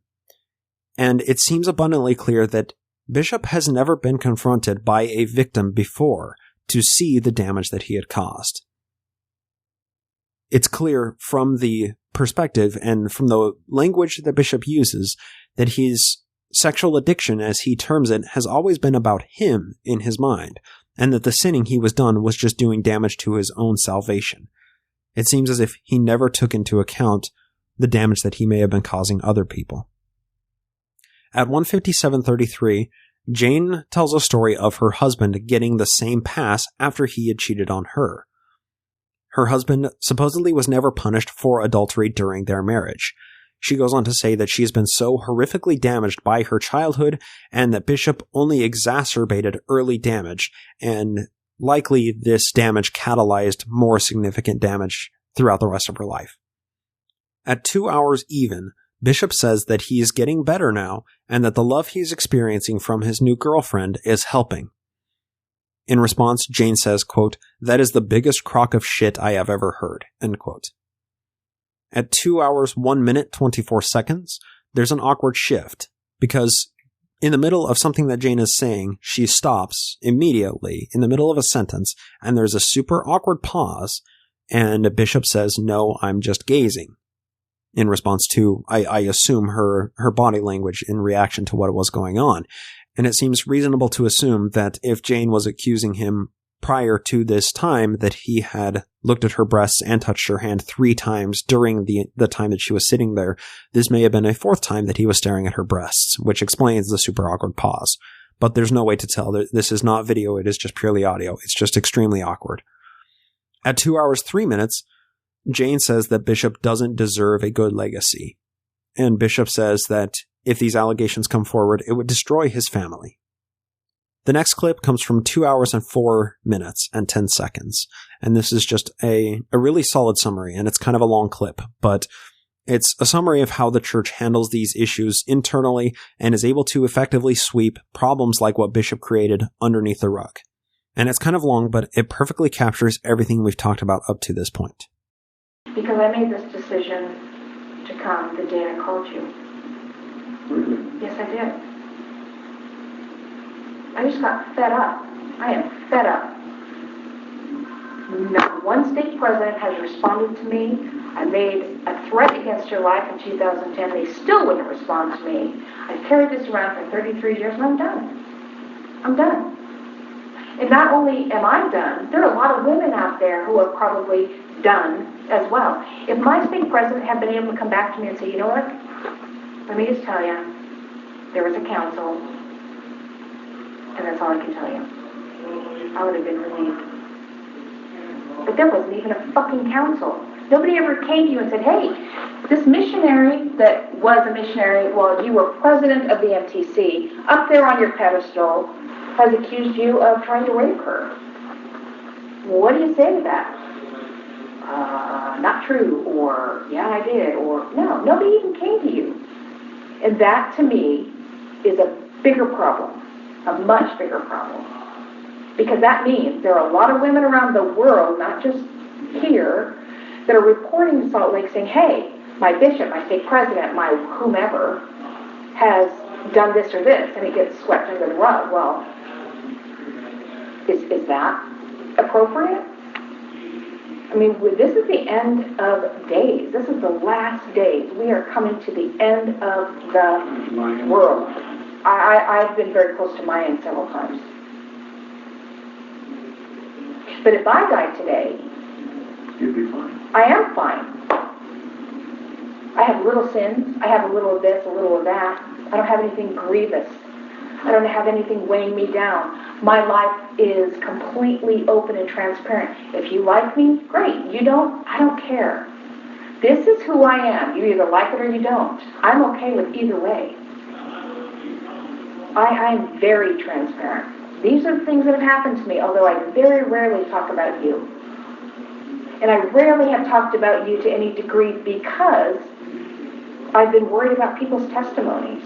And now I think, you know what, that is complete bullshit. I was a coward. I didn't have the guts to confront you. And I'm ashamed of that, which is part of the reason I'm here today. I was ashamed of that. And whatever has transpired over the last 33 years is partly my responsibility because I allowed you to continue with your addiction. I didn't understand it was an addiction then. I only came to that. Is that a surprise to you today to figure that out? Oh, I figured it out when I started working in addiction. It took me a while. At 2 hours, 7 minutes, 13 seconds, this is where Bishop says that he has an addiction, And then Jane says that it has gone untreated for 85 years, but Bishop says that he feels that it is taken care of. And then at 2 hours, 8 minutes, 40 seconds, he equates sexual addiction with alcohol addiction. And he says, quote unquote, "Hi, I'm Joe. I'm a sexual predator. I've been clean for X number of years." And you will hear it as it follows. It's kind of like Alcoholics Anonymous, where they get up and they say, "Hi, I'm I'm Bob. I'm an alcoholic. Yes. 12-step program. I'm Joe. I'm a sexual predator." Now, then, how long have you been clean from alcohol? X number of years. 3 years, 22 days, and 6 hours. Yes. Yeah. I used to facilitate. So that's where I am with this. It's been 3 years, 3 hours, and whatever. And I feel at last, I'm no longer plagued with those desires. Okay. I don't know if that's true or not. At 2 hours, 9 minutes, 35 seconds, Bishop claims that he's overcome his addiction, that he's not the same man that he used to be. And then Jane says, quote, "Trying to rape a missionary is not normal," end quote. At 2 hours, 11 minutes, 16 seconds, Bishop says that he doesn't know if he can be forgiven, but he also admits that his position in leadership roles in the church made his sins more grievous. Jane says that she will live alone and that Bishop will die soon. And then Jane refuses to let her daughter be put into a position that she was put into in the MTC. At 2:17:45, this is an important clip. Bishop claims that Elder Acey, a member of the Quorum of the 70, had put Bishop's name into the hat to become a member of the Quorum of the 70, but he didn't ever get the position. He says that he knows why, alluding to the sex abuse allegations clouding his record. This seems to illustrate that the higher-ups knew of his quote-unquote sexual addiction. Let me ask you, just kind of throw it out there. Is it possible that maybe the Lord really wanted you to change your life and you didn't, and therefore where you are could be good, but where you are could have been great? I could have been great. I know that. One time Bob Wells told me that it was about the same time this other was going on. Which other? Oh, and... Yeah. That he had put my name in the hat to become a 70. I was never called. I know why. Because he may not have done what he should have done with you, but he did what he should have done with me. Meaning? I was not ever entitled to be considered to be a general authority. You should not have ever been considered to be an MTC president. I agree. Or a mission president. I agree. That's my confusion. I'm confused. At 2:19:38 is when Bishop claims that he turned down a Sunday school calling to avoid a dangerous situation, and Jane equates this to that of an alcoholic who drives past a liquor store every day on their drive home from work. At 2:21:50, this is when Bishop says that I'm still in the Lord's hands, and that the Lord has spared his life to have this meeting with Jane Doe today to beg forgiveness from her. At 2:24:05, Bishop says that he doesn't want his name out there. He doesn't want people to find out about this other side of his character, alluding to his quote-unquote sex addiction. At 2:26:42, Bishop says, quote, I'm looking at the next world, end quote, where he'll be judged. He says that he has a checkered past and that he, quote, tried to do what's right, end quote. At 2:29:11, Bishop recounts his husband and wife couple program in the MTC. And he says that a few weeks later he was removed for unclear reasons. He says, quote, he had a sister missionary besieged with evil spirits, end quote, and that he dealt with the spirits, and then he confessed again to his sexual addiction, which we don't understand. The details of what happened here are definitely not clear. but he does allude to his sexual addiction multiple times, which may be viewed by an outside person as sexual assault. Regardless, he confessed again with no disciplinary counsel. And then this is where Kimball, during the Sao Paulo temple dedication, told Bishop to cast out personal evil spirits. And it sounds almost as if Joseph Bishop may have confessed to President Kimball some of his quote-unquote sexual sins. This is where Joseph Bishop once again tries to self-treat himself unsuccessfully. And soon after this, he was made the MTC mission president. At 2:36:45, Jane says, quote, "You have so much to do before you die," end quote. Bishop says that he thought he had repented, but now realizes once he's confronted by a victim of his sexual assault that this is what repentance is. And he says that he wants to confess everything that he's done to a bishop or stake president. At 2:39:06, Jane weighs her options and tells what she's done, legally speaking, in preparation for the interview. And she admits to blindsiding Joseph Bishop in the interview and being deceitful in order to gain the interview. At 2:49, she is once again weighing out her options and says that they'll talk soon about this. And this is where Bishop says, "This is going to destroy my life," end quote. And then at 2:41:39, there's a very interesting detail. Because Bishop tells her to quote-unquote be careful of attorneys. And he goes on to detail his financial state and that this revelation would utterly ruin him, professionally, financially, and in his family life. He warns Jane that the reason to be careful of attorneys is because they only want the money, as if ignoring that some sort of legal injustice has occurred at this time. And that is essentially the audio, a play-by-play of it. Once again, I encourage you to listen to the audio yourself on mormonleaks.io. They have it posted there. I know we've been going for a while here, but there's a lot of information floating out there. So, what can we take away from all of this? It seems that the fundamental flaw when it comes to issues of sexual assault and these various improprieties is the fact that at the end of the day, it usually all boils down to a he said versus she said situation. If a court of law doesn't have DNA evidence or a preponderance of corroborated witness testimonies, it's like the assault never happened in a legal sense. But what can or can't be proven in a court of law has nothing to do with the victims and how a sexual assault or rape changes their lives. Stories like this aren't just allegations yet to be proven in a court of law. They are human beings who had a life-changing experience when their timelines happened to collide. Something we can't forget, that can't be lost in the noise. We're all human beings. With the exception of Jane Doe and Joseph Bishop, we are all unaffected personally by this story, but many of us are emotionally invested with trying to make sense of the situation. In order to move forward from this issue collectively, we need to understand and validate why people are saying what they are saying about Jane Doe and Joseph Bishop. And we all have opinions about this. MormonNewsroom.org has been interesting to watch as this story unfolds. Feminist Mormon Housewives has been quite interesting to watch as well. Whichever side of this story you find yourself, the tribes have already balkanized. Everybody is using language familiar to them to describe what they find most relevant in this story. Here's just a few examples in the immediate aftermath.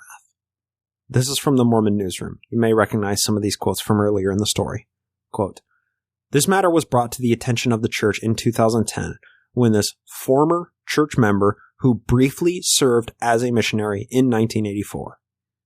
From later on, if the allegations of sexual assault are true, it would be a tragic betrayal of our standards and would result in action by the church to formally discipline any member who was guilty of such behavior, especially someone in a position of trust. From later, we share the anger and distress church members and others feel to learn of incidents where those entrusted with sacred responsibilities violate God's commandments and harm others. such behavior is repulsive and sinful. From earlier in the same article, in the course of that investigation, both she and Mr. Bishop have been interviewed by outside legal counsel.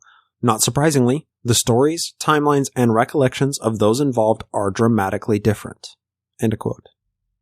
Here are a few examples from an article by Katie L. on Feminist Mormon Housewives. Quote, first, if you are only going to discipline abusers who meet the burden of proof required by law, you have just given a green light to predators who rely on the fact that sexual assault is notoriously difficult to prove beyond a reasonable doubt, and that the vast majority of sexual assaults go unreported in order to operate. This is not the standard of evidence required in a situation like this, and the notion that it would be is utterly absurd. Your job is to protect your people, not to prosecute crimes. Stop hiding behind attorneys and police investigations and do your duty as religious leaders for the love of God. Second, the betrayal at the heart of this issue is not this man's betrayal of your precious purity standards, which are frankly irrelevant. It is your betrayal of the people who put trust in you. Your failure to protect those who give you their bodies, lives, and souls. Your willingness to put people with no pastoral training, background checks, or vetting of any kind into positions of high leadership while extracting covenants of obedience to those same leaders upon penalty of eternal separation from family. End quote. Did you catch all of the buzzwords and all of the signals from Mormon Newsroom? Betrayal of our standards, formally discipline, someone in a position of trust, sacred responsibilities, violate God's commandments. Not surprisingly, the stories and timelines and recollections are dramatically different. A former church member who briefly served as a missionary. Those are all buzzwords to signal to members that the church is in control of what's happening and that Jane Doe is an apostate who left her mission early and is therefore untrustworthy.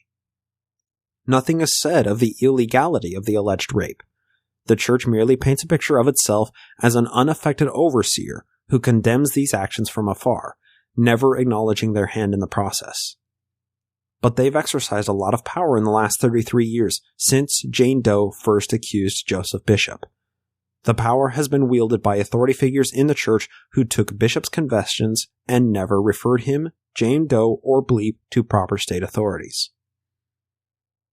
What about the buzzwords from Feminist Mormon Housewives?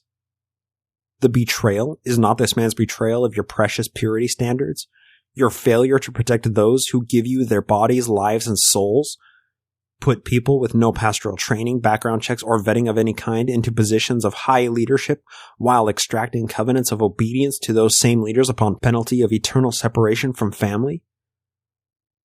All of these catchphrases and buzzwords employed by both sides of the issue have deeply implied meanings to the majority of people reading the posts. But I would contend that trying to explain all of that deeper implied meaning and all of the context of these words and phrases to somebody who knows nothing of Mormonism and English isn't their first language would be quite a challenge. Now, don't take this the wrong way. I'm not saying any of this to cast aspersions at any sides here. I'm merely telling the story as it happened and acknowledging that the tribes have balkanized and that we're all talking past each other and we're all using language with which we're comfortable that our audiences understand. There are so many ways to view this story and the fundamental issues that it exposes. It's been a struggle to find anybody talking about the real victims in this story. Everybody. I don't say that to somehow diminish the fact that Jane Doe is a victim of Joseph Bishop. I'm saying that because they are both victims of a system. No single person is responsible for creating this system as it currently stands. We just all contribute in small ways to not fixing it when victims are forever harmed by this system. To say that Jane Doe is the only victim in this debacle would be ignoring the circumstances which led to what happened in the first place. But let me qualify that a little bit. I'm going to share one last clip from the audio with you because I believe it illustrates a certain empathy shared between Jane Doe and Joseph Bishop, which is extremely rare in scenarios involving sexual assault. To preface this clip, Jane describes her near-death experience at a young age, wherein she feels that she exited her body briefly and witnessed some amazing things. She describes seeing the world through her abusive stepfather's eyes, and concludes with saying that she wouldn't want to live in Joseph Bishop's shoes after she felt the pain that her stepfather had felt for abusing her. Have a listen. I appreciate that. I do, and I respect that. Oh, let me just, you wanted an apology. I want to give you an apology. I don't know what else I can do about it because of here we are after all these years. But it just hurts my heart to see you suffering, and I suffered. I understand, because it's a two-way street. I have suffered, not like you. You know, it's funny. I told you a story. I don't know if you remember this, so I'll remind you, and you can tell me if you recall this. My stepfather was a pedophile, which you I remember that. Yes. I remember you telling me that. When I was in 4th grade, I went to the hospital with asthmatic bronchitis, and I died on the table. They had to bring in the defibrillator thing, and it floated above my body, and I saw my stepfather and my mother. My stepfather was crying. I remember thinking, why is he crying? And I'm watching my body, I'm looking around. I can tell you every freckle on that doctor's head. And then a nurse. How old were you? 4th grade. I don't know, how old was that? 8. Oh my goodness. So, 9, I don't know. I followed them, and I just followed them. And they went into this room, they closed the door, and I went right through the door. It's called the cry room. It said on the door, cry room. And I remember my stepfather was crying. I remember thinking, why is he crying? He doesn't even like me. Why is he crying? And for 1 nanosecond, I felt his pain. And it was horrible. This guilt, this self-loathing, this absolute gut-wrenching, I hate myself. I couldn't bear it. My little spirit was just too tender. And I went right back to my body. And I never forgot it. And that's why I was able to forgive him. Because I'd rather be me than him. So the truth is, even though you tried to rape me and you couldn't get a full erection, you Why still... do I not remember that? Well, it's terrible. Yeah, that was pretty damn terrible. But I'd rather be me than you. I would rather be you than me. I have had real serious issues with priest holders ever since. My husband was unfaithful, and I figured, maybe it's just me. Maybe it's just me. Maybe I'm just a magnet for men who take advantage of vulnerable women. You did that. I don't know how many women there are, but if this story went public, you would be the Harvey Weinstein or Weinstein or whatever the hell his name is of the Mormon Church. True? I would be. Yes, you would be. The system failed everybody. Jane is an alleged victim of Joseph Bishop. And Joseph Bishop has also had to live with the guilt of assaulting multiple women. And the harsh takeaway from all of this is that both parties never got the necessary help when they needed it the most. They both turned to the church multiple times for protection, both from each other and from themselves. Yet, the church arguably exacerbated the problem for everybody involved. Bishop knew that he was going to do wrong by assaulting women, but he didn't have anywhere to go to get help. He's a victim of the same system that Jane Doe is a victim of, just from a different perspective. Jane Doe didn't have anywhere to turn either, because every time she tried to get justice or even tried to get somebody to simply acknowledge and recognize what happened, she was stonewalled because the church looks out for its own, and she was an outside antagonist of a trusted priesthood holder. We need to understand what it is we're working with here, and understand that everybody is a victim in this circumstance. Former Mormon listeners may empathize more with what I'm about to say than current believers, but I'm going to use a specific field of psychological study to make my point. And I'm invoking that ever-feared C word.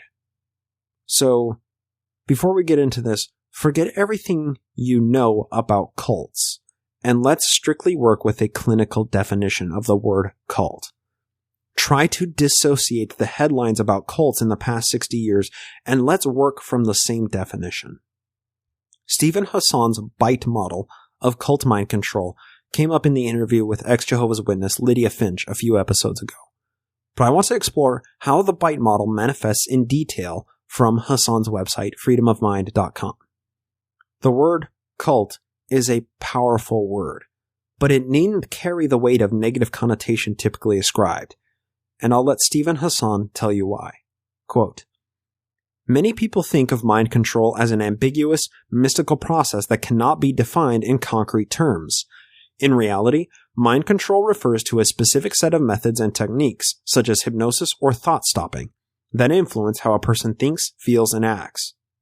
Like many bodies of knowledge, it is not inherently good or evil. If mind control techniques are used to empower an individual to have more choice and authority for his life remains within himself, the effects can be beneficial. For example, benevolent mind control can be used to help people quit smoking without affecting any other behavior.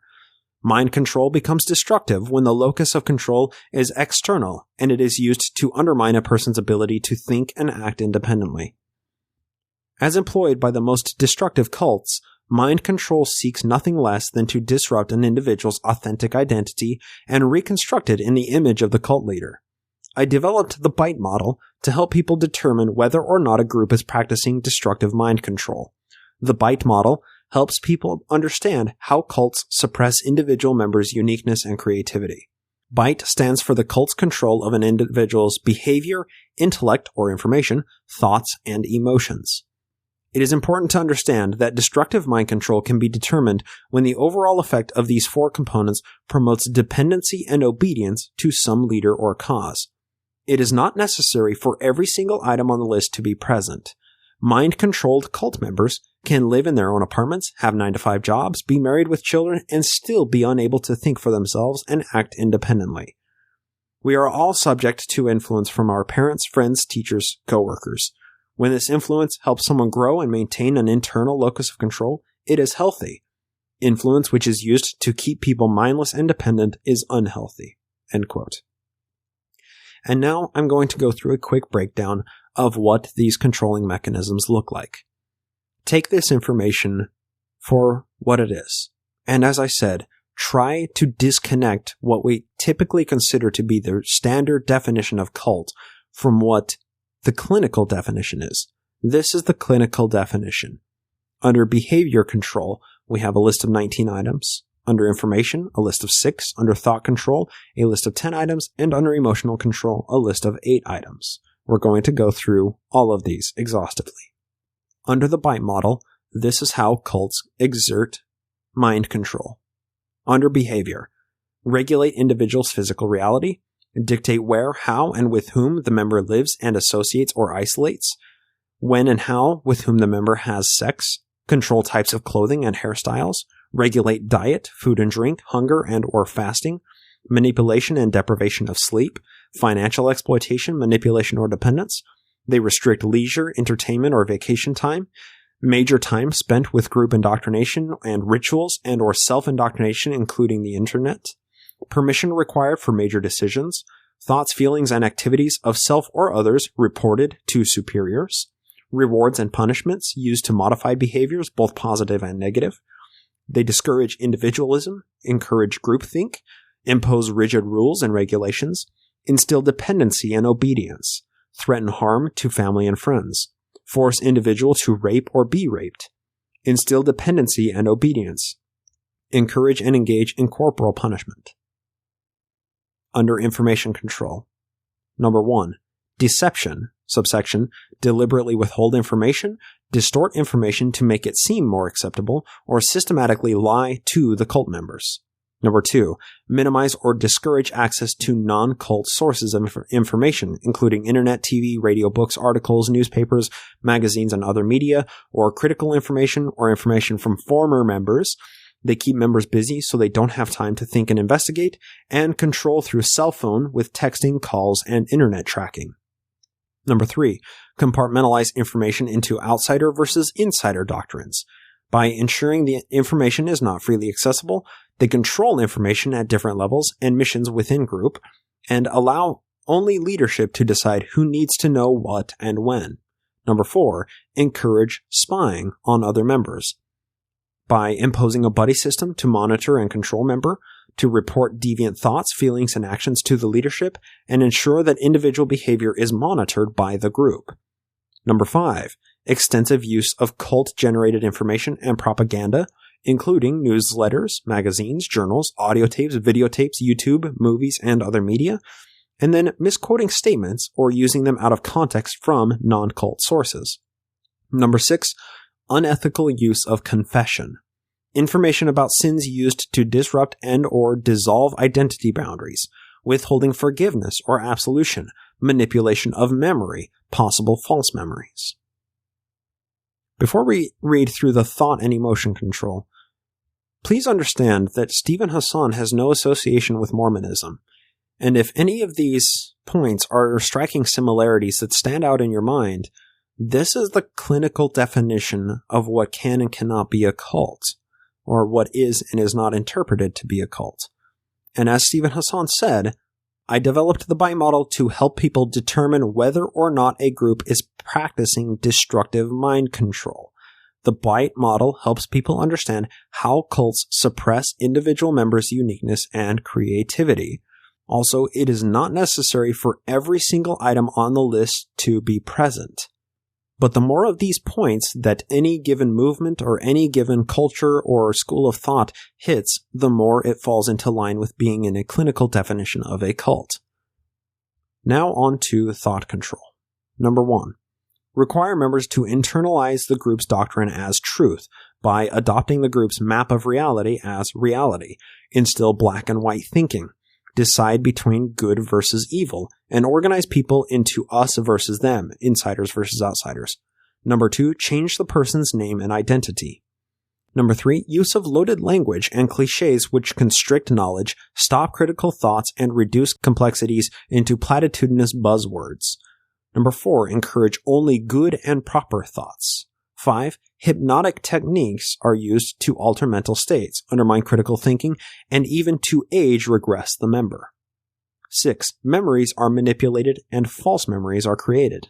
Number 7, teaching thought-stopping techniques which shut down reality testing by stopping negative thoughts and allowing only positive thoughts, including the following: denial, rationalization, justification, wishful thinking, chanting, meditating, praying, speaking in tongues, singing, or humming.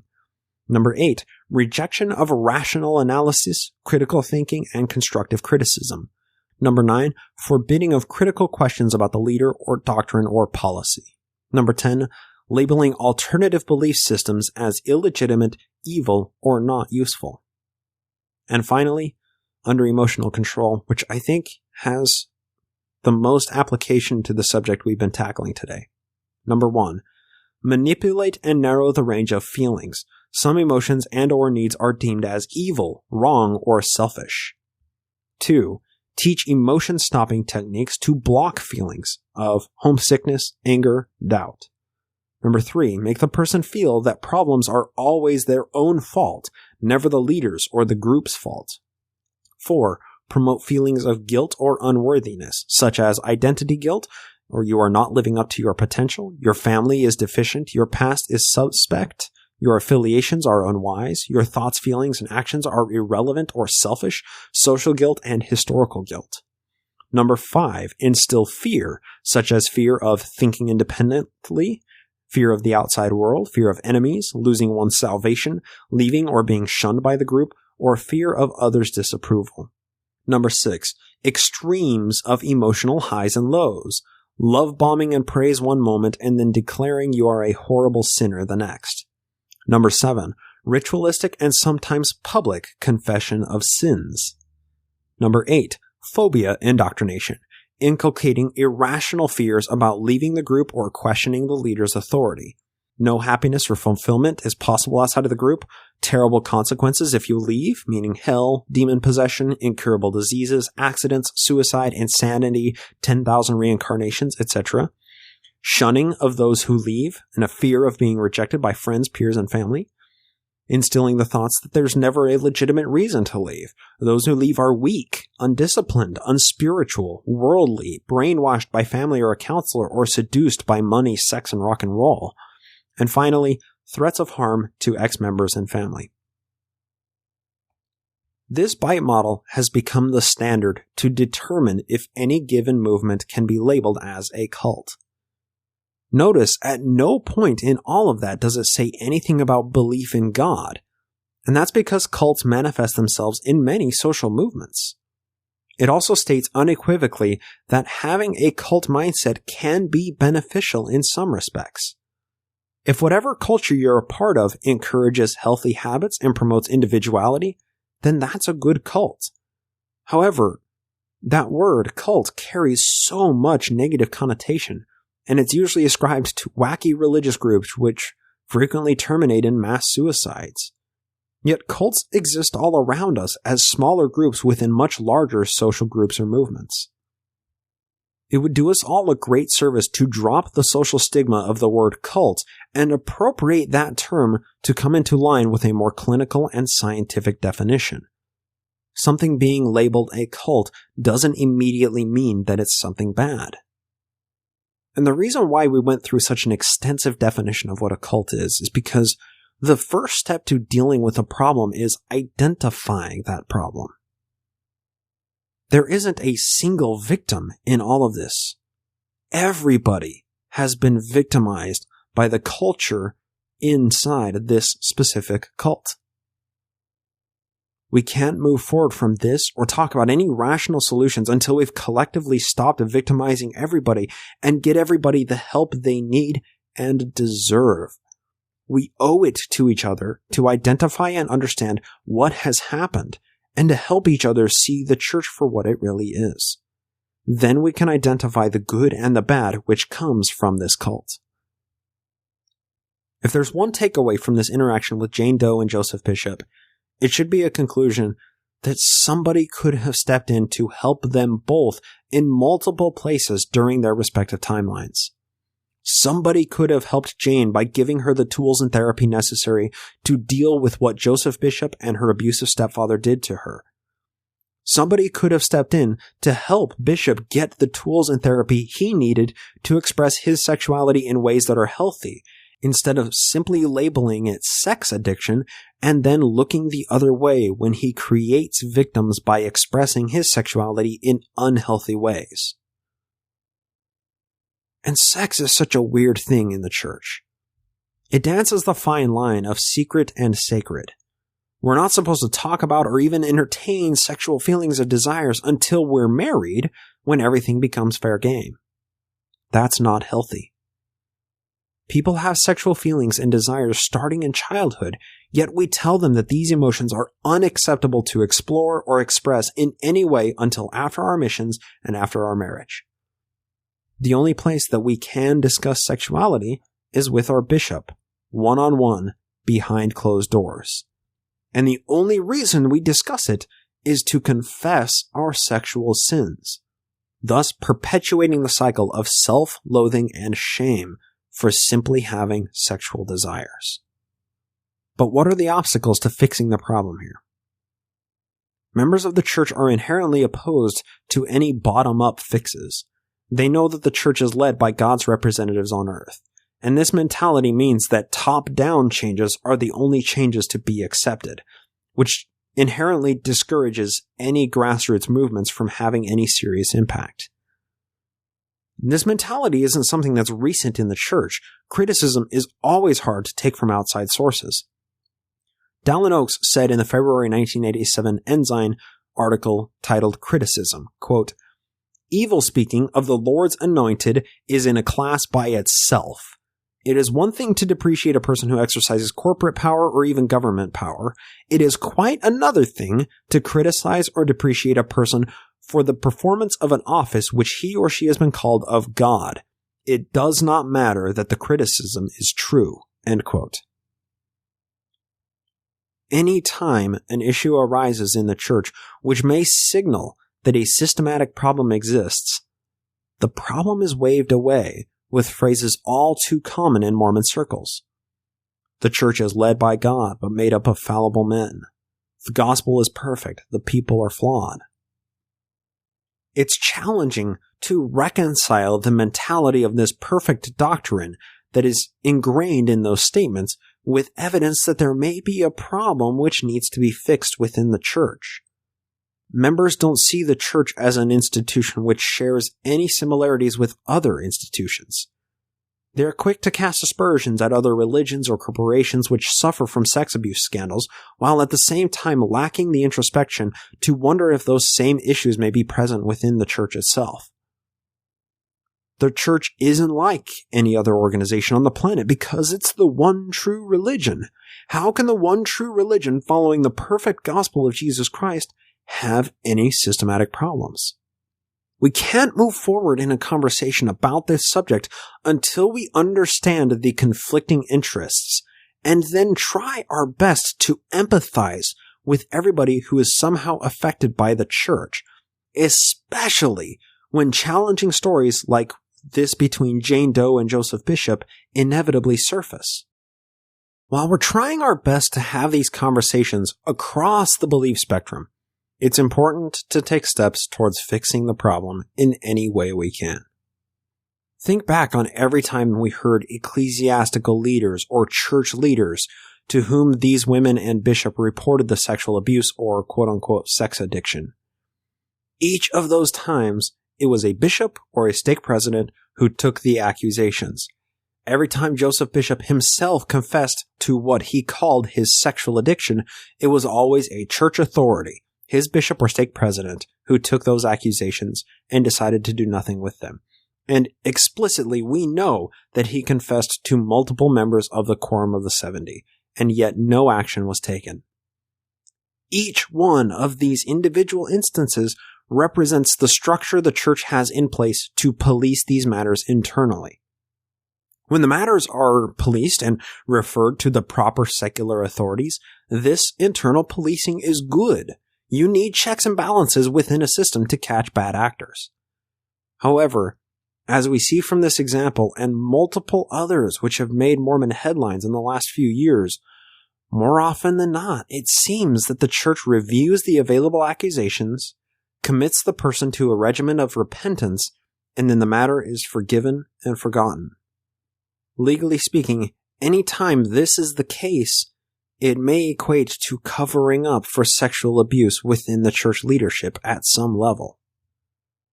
The only way that Joseph Bishop was able to get these women into scenarios where he could allegedly assault them was because he had spoken with them concerning sexual matters prior to the assaults. He was the MTC president. He took their confessions.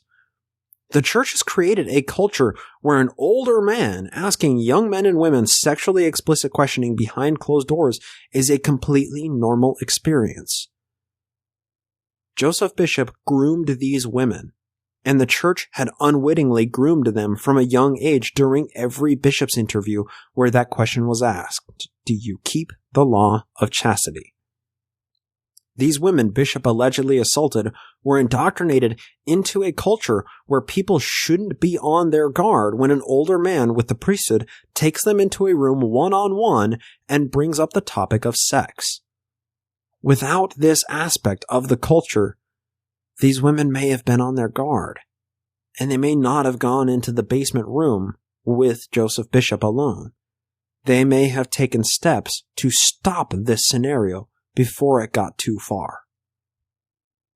Beyond that, if the culture hadn't existed where ecclesiastical punishment effectively substitutes for legal punishment, Bishop may have been referred to authorities in the late 70s when it seems his sexual indiscretions allegedly began.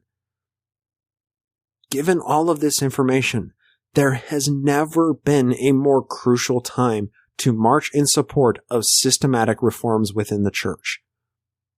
Everything we've discussed today is a direct result of exactly what the Protect LDS Children campaign is fighting.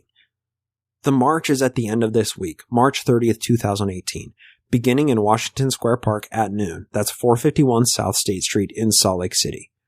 Sam Young has devoted so many hours to putting this march together, And you can read the stories of people who've been affected by these sexually invasive bishop interviews. And you can sign the petition at protectldschildren.org. And I encourage you to read some of those stories. A couple of them even include details where people were directly sexually assaulted by their bishop during the interviews. The Protect LDS Children March isn't an effort to change church doctrine or history. It's only a matter of changing its policies to comport with every other major worldwide institution of the 21st century. If changing how these bishops interviews from how they're currently conducted stops even one more story like Jane Doe and Joseph Bishop from arising ever again, well, it would be simply absurd to oppose that movement. Some very exciting news just came out, and this is happened a couple of hours, literally 2 hours before I was going to post this episode. But luckily for us, Sam Young was available to briefly discuss what just happened. So I will let our discussion take it away from here. Joining me to share in some delightful news is the figurehead of the Protect LDS Children campaign, Sam Young. Sam, thank you so much for coming back. The figurehead. Oh my gosh. Would you prefer spearhead? You're the tip of the spear? I don't even know what to call it. So the reason why I wanted to talk to you is because just a mere hour ago, Peggy Fletcher Stack, who is one of the reporters for the Salt Lake Tribune, just wrote an article titled "Mormon Leaders Update Rules to Allow Adults in the Room for Interviews with Children and Women." And I wanted to get your candid response to this. Based on the headline alone, how does that make you feel? Mormon leaders update rules to allow adults in the room for interviews with children and women. Well, that sounds pretty super encouraging. It does, doesn't it? Well, let's dive into the article a little bit. So Benjamin Wood is actually the reporter that wrote the article, but I just saw it on Peggy Stack's Twitter, so that's where I accessed this. But it was published at the time we're recording this 46 whole minutes ago. And it just says right off the bat, in the wake of calls to end sexually explicit interviews with children and before a planned march in Salt Lake City on Friday, and that's who we're talking to right now, the governing First Presidency of the LDS Church issued new guidelines Monday for one-on-one meetings between church members and local lay leaders. Now, from the sounds of it, they released this new document, and it says, in a document titled "Preventing and Responding to Abuse," stake and ward level leaders are encouraged to invite a parent or other adult to sit in an adjacent room when meeting with women and children. That is the current policy. Yes. Then it says, but a revision to those instructions includes the option for a witness to be present in the interview room. All right. So how does this strike you right off the bat? This is your candid, your candid take on it. What do you think? Includes an option for a witness to be present in the interview room. Okay, well, that's sounding positive. That's our step in the right direction. But that's not the central focus around this Protect LDS Children campaign, though, is it? That's only one of the two-prong approach. Well, right? It's only addressing one of the two-prong approach. But if that's all it says, that's not as far as it needs to go. Revision to those instructions include the option for a witness. So I guess I'd like to see what it says. Okay. Yes. And this is coming at a time when this massive story about the president of the MTC possibly assaulting this Jane Doe who recorded and released this interview that she had with Joseph Bishop. So it does say in the article, quote, "Church leaders should never disregard a report of abuse," the document states, "or counsel a member not to report criminal activity to law enforcement personnel." So I think that's also a small step in the right direction as well. But the thing is, like, this is not the central focus. I mean, this is only one part of your petition to protect LDS children. You're also pushing to eliminate sexual questioning out of these interviews. And this document says nothing about that from all I can tell. Okay. So no, it doesn't have anything to do with not actually asking sexually explicit questions. That's correct. So half of it they have not addressed. Exactly. So what do you think? Let me get your candid speculation on this. Do you think that they may have released this an entire 4 days before your march to possibly take some wind out of the sails? Well, Bryce, I have no idea. I can't really speculate on why they would be doing that. But I'm looking at if this is the only... Peggy Fletcher Stack called me about an hour ago and told me, read this sentence right here, but I didn't know if that was all there was to it. If the person being interviewed desires, another adult may be invited to participate in the interview. That is a step in the right direction, but is still totally short of what we're calling for. We're calling for not for the child desires another adult to be invited to the interview. It is, we're required to have 2 people in that interview, period. Exactly. A requirement, not an option, a requirement. Not an option. It's just like counting the money. There is no option to have one person in the room counting the money. It is dictated, mandated. You always have 2 people protecting our money. Here, the child, not even the adult. This puts it in the child's purview. So let's take an 8-year-old child. Let's take a 12-year-old child. A 12-year-old child is now taken out of the hands of the parents to make a decision as to whether or not they're going to be in all the interviews, where they can still ask any sexual question they want. So it's a step in the right direction, but I'm looking at, if I was to read my own children, I'm looking at, you're saying you are taking it out of my hands and saying, parent, you have no say in whether or not you're going to be in the room. You can sit out on the couch. You can stand in the foyer. But it's your child that is going to determine whether or not anybody is in that room. And not even the child. I mean, it just, to me, it completely takes out of my hands the ability my responsibility to watch over my child.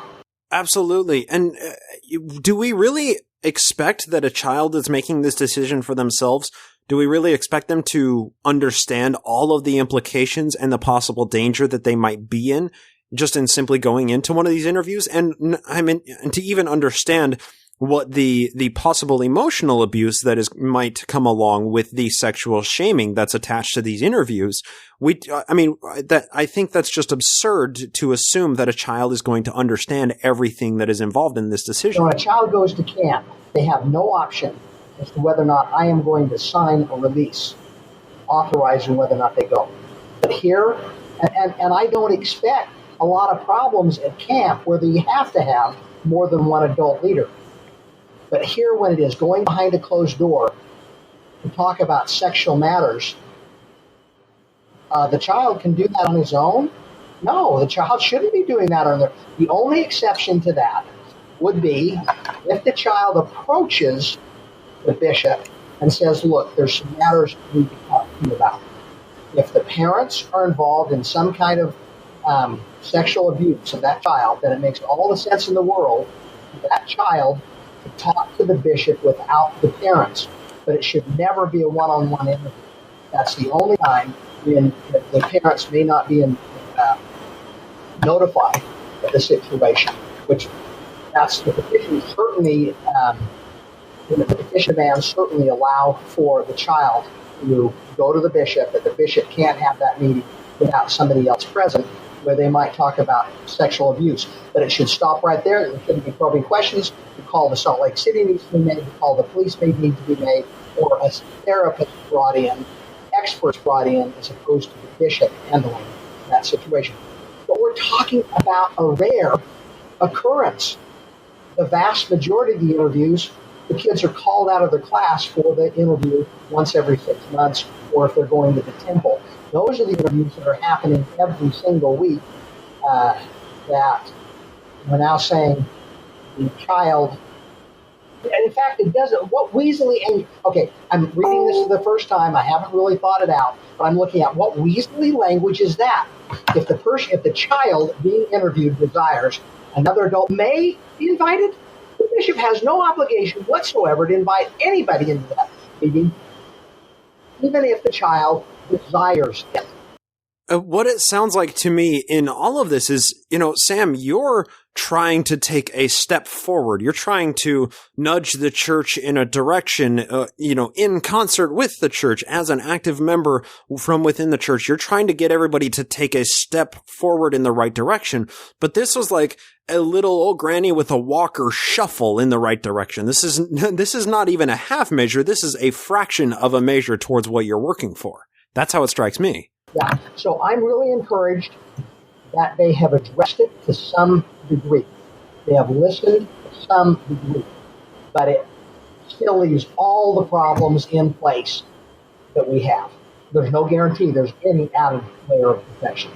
And maybe that's the most encouraging aspect of this news release is that they are listening. This shows that they are listening. The fact that this was released so soon, prior to the actual march in and of itself, and the fact that this is coming all at a time when these bishops' interviews and the church policing itself is coming so hard into question, they are paying attention to what people are saying in online communities, and it's not enough. It's not enough, right? That's the entire issue is like, we're trying to work, this organization, this petition that you have organized is trying to work towards pushing everything in the correct direction, but it's not enough. That's exactly right. So, Sam, the march is still on? Bryce, they made that little granny step with a walker. I'm calling off the march. No child.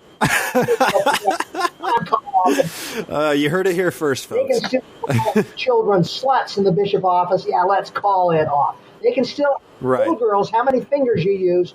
Now let's call it off. Sam, I thoroughly look forward to seeing you this upcoming Friday. It's going to be great. Hey, well, thanks, Bryce. Appreciate the update. Thanks for the congratulations on the granny step. I thought it was deserving, nonetheless, of a congratulations, if only to exhibit that they are indeed listening to our collective voices. And it shows that, man, what you're doing is not just being met with impotence or silence. There's actually a response. And I think that's really encouraging. And we should see this as that little granny shuffle in the right direction, as long as we can still just continue raising our voices and keep pushing for these reforms. I think it's all in all, this is a good thing to see. Bryce, do you have that article, the Tribune article, pulled up right now? What is at the bottom of that page? Oh, I did see that. And when I first pulled it up, it says, Protect LDS Children, sign the petition. Yeah. So on mine, it says March for the Children, Friday, March 30th in Salt Lake City, register to attend. I love that, right on their article. It's so good. It's so good. All of these things coming together are so good for everybody involved. This is so encouraging. And Sam, congratulations. This is a very, very small win to chart. We can consider the battle line has moved up a little bit in this battle. Absolutely. Awesome. I'll see you on Friday. Hey, thanks, Bryce. Look forward to it. Take care. Huge thanks to Sam Young for making this happen in just a very few short minutes that I got in touch with him. I'm encouraged by this. This shows that they are listening. As I said in the conversation with Sam just now, this is one small step in the right direction, and it shows that the collective voices of the online Mormon and ex-Mormon community does have an impact on the church at some level. And it shows that this is just a policy change that can happen easily. The shift can be made. All it is a matter of continuing to keep the pressure on. So, not only will I be seeing Sam Young at the march, I sincerely hope to see you there as well. One interesting aspect to arise in the wake of all of these allegations comes from the church's statement on March 21st. Quote, "The church as a religious organization does not have the investigative tools available to law enforcement agencies, nor can the church substitute for the courts in adjudicating legal claims. The church has great faith in the judicial system to determine the truth of these claims. Nevertheless, the church takes seriously its responsibility to hold its members accountable for their conduct with respect to the laws of God and man. To that end, the church is continuing its investigation of this individual's claims and will act consistent with its long-standing policy of no tolerance for abuse." End quote. This statement alone seems to put the church in an awkward position where it's been handling these matters internally, yet simultaneously admits that they don't have the resources to follow up on these leads. You know, this may be the closest thing that we get to a cry for help from the church when it comes to policing sex abuse within its ranks. While this is not a legally binding statement by any stretch of imagination, maybe we should consider reading between the lines and help with an outside watchdog committee to help curtail the constant threat of abuse. I'm merely trying to examine this whole issue in every way that makes sense. And one major takeaway from everything today is the fact that sexuality is such an interesting and deep aspect of the human experience. I don't think it's right to give the church or Joseph Bishop an out when it comes to what occurred from the available evidence surrounding these rape allegations. People are justifiably outraged with how everything looks right now, and we'll see how the story develops in the coming weeks. But in order to help me examine this from a legal perspective, I've invited someone on that I consider to be an intellectual heavy hitter when it comes to examining the law from a nuanced and skeptical perspective. This person is a graduate from the Harvard Law program, and he's worked in business law for 20 years. He's also the co-host of the Opening Arguments podcast. Andrew Torres. Andrew, how you doing? I'm great, Bryce. How are you? I'm quite well. I really appreciate you coming on and helping us walk through the legalities of this situation. I've given you a very brief rundown of how the story is kind of laid out in front of us, and I'm kind of curious what your take is. Let's start back in 1984. This woman, Jane Doe, brought up allegations of sexual assault against Joseph Bishop. This never went anywhere. This was an issue that it sounds like it was handled within the church, and every time that this woman tried to get information, the church said that you are not privy to that information. You can't have access to it. So finally, in 2010, Jane Doe brought up the accusations one more time, and she also threatened the life of Joseph Bishop, her abuser. So at that point, that's when police got involved, and they investigated the matter. The Deseret News reported from David Sturgill, who is the deputy Utah County attorney, quote, "I have no reason to doubt the victim's disclosure and would have prosecuted Mr. Bishop but for the expiration of the statute of limitations." And the Deseret News article concluded with the statute of limitations of rape expires after 4 years. So that is the reason that was given to not pursue this case back in 2010. But it did open up this police investigation because there was a death threat. So tell us, is there a limit to the statute of limitations in Utah for rape? So let me first give the disclaimer, right? I am a civil litigator and not a criminal litigator. So I'm parsing through the laws here. This isn't the area in which I typically practice. So keep that as a fair disclaimer. But just to kind of parse out, I think that what is likely happening here is that the author of the story confused two separate sexual offenses under the Utah Criminal Code. And the reason is because, so the answer to your question is rape does not have a statute of limitations in Utah or in most states, right? And the idea behind a statute of limitations is, I've actually defended this, right? Like for a lot of civil disputes and certainly even for some criminal offenses, the idea is that after a lengthy period of time has elapsed, it becomes difficult to really investigate. Witnesses die, they become unavailable, evidence gets tainted, all of that kind of stuff. And, you know, so it makes sense that as a general rule, you would have things expire, right? And those things typically kick in upon discovery, right? So, you know, when you know that a crime has been committed against you, you know, you have a certain period of time. But obviously, all of those things are way outweighed when you're talking about the most heinous crimes in society. And so virtually Absolutely. every state, has no statute of limitations for murder, for rape, and for, some other offenses. Okay. So that is in fact the case. There is no statute of limitations on rape in Utah. But I think where the confusion comes in is because Utah's code, it's Title 76, Chapter 5, Part 4, Section 402, defines rape very, very narrowly. It defines it as a person commits rape when the actor has sexual intercourse with another person without the victim's consent. Right? Okay. So interesting. In other words, that's what you must prove, right? And so I think that the police officer was probably speaking to the subsequent section in the code, Section 404, which is forcible sexual abuse. So that Section 404 says a person commits forcible sexual abuse if victim is over 14, because there's a separate section for under 14, and under circumstances not amounting to rape, object rape, sodomy, or attempted rape or sodomy, the actor touches the anus, buttocks, or any part of the genitals of another, and then goes on to describe some of the specific things. So that provision does have a statute of limitations. So I think that there was probably some lack of communication or misunderstanding where the police were saying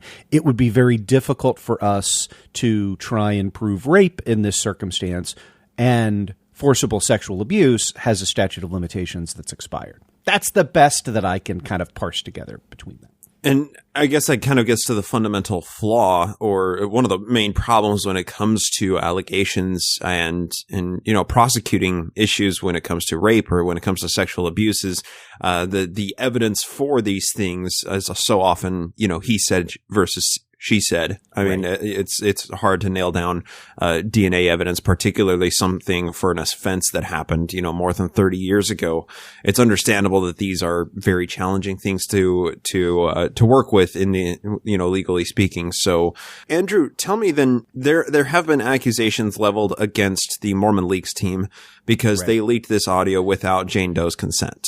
So they published a few days after they leaked the initial audio a statement from Jane Doe specifically, where she was quite pleased that Mormon Leaks had leaked this audio because it basically allows her now to come out and go public with this story. But the accusations have been said that Mormon Leaks reduced her leverage in settlement negotiations with the church or with Joseph Bishop after this. Do you mind speaking to that a little bit? What does that mean that they got rid of her leverage, and, what's a possible legal direction that Jane Doe can go after this? Yeah, let's kind of start with a couple of the criticisms. The first is that obviously we live in a country that is protected by the First Amendment, and so all of these things, there is no question that they are covered by freedom of speech, right? Right. And so even the standards we're using here in referring to this woman as Jane Doe are journalistic standards, but there's no law that requires us, right? We could reveal her. I mean, I don't know what her name is. I don't know if you do. We could reveal her name if we wanted to. We don't want to, right? It is right. We have a legal right to do that. And so and similarly with respect to the leaking of the tape, you notice you characterized the accusation as principally starting from an ethical obligation. And I think that's it's worth identifying that's where the debate is taking place here, right? Is a question of, hey, how are you dealing with this sensitive situation? We know you've got the right to do this. You have the right to publish the tapes. You have the right even to disclose her name. But, here are the reasons you ought not to. Now, with respect to the specific argument, I don't think that there's a really a plausible claim of reducing somebody's settlement leverage here, and okay. let me drill down on that, right? So the only reason to say you've reduced somebody's settlement leverage is if there is value in continuing to keep it confidential, right? And in this case, it seems pretty clear that Ms. Doe doesn't want to be bought into silence, right? She doesn't just want money for herself. She wants to be a part of a system that is going to root out these kinds of serious abuses. And in that case, right, like the only way in which you can do that is by bringing this into the forefront. Yeah, let me just quote her briefly from the Mormon Leak site. She said, "Having this story leaked has actually helped me. I was struggling with the settlement. Part of me wanted to take it. Part of me didn't. They made it easy for me. I didn't have to choose." And she goes on to say, "Part of me wanted this to go away quietly, and a bigger part of me wanted to scream this from the top of the mountain, what he did to me. Now I get to scream." So I think that's exactly it. I mean, they kind of made the decision for her, but also it sounded like she was quite confused or quite torn with the best way to go with this. And now this is something that is picked up in national news coverage. So yeah, look, it's a tough spot to put anyone in. And you know, my heart really does go out, I mean, obviously to anybody who is a victim under the circumstances that we've been talking about.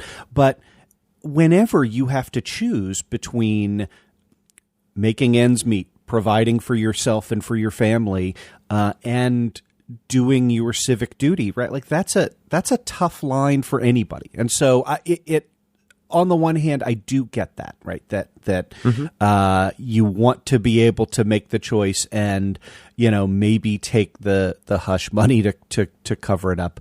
But I think you hear from her statements the idea that, you know, the real benefit going forward is making sure that this doesn't happen, reducing the likelihood that it happens to somebody else in the future. And the only way in which that happens is if you're not paid for your silence.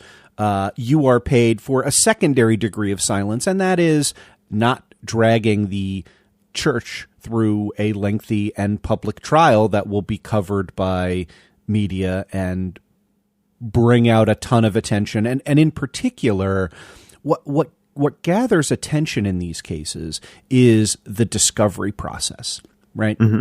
And in civil cases, I should take a step back and say, so we talked initially about the potential criminal investigation and the fact that apparently that's not going to go forward. That doesn't mean that you can't, and Ms. Doe can't go forward with a civil lawsuit, assuming that it meets the criteria. Right.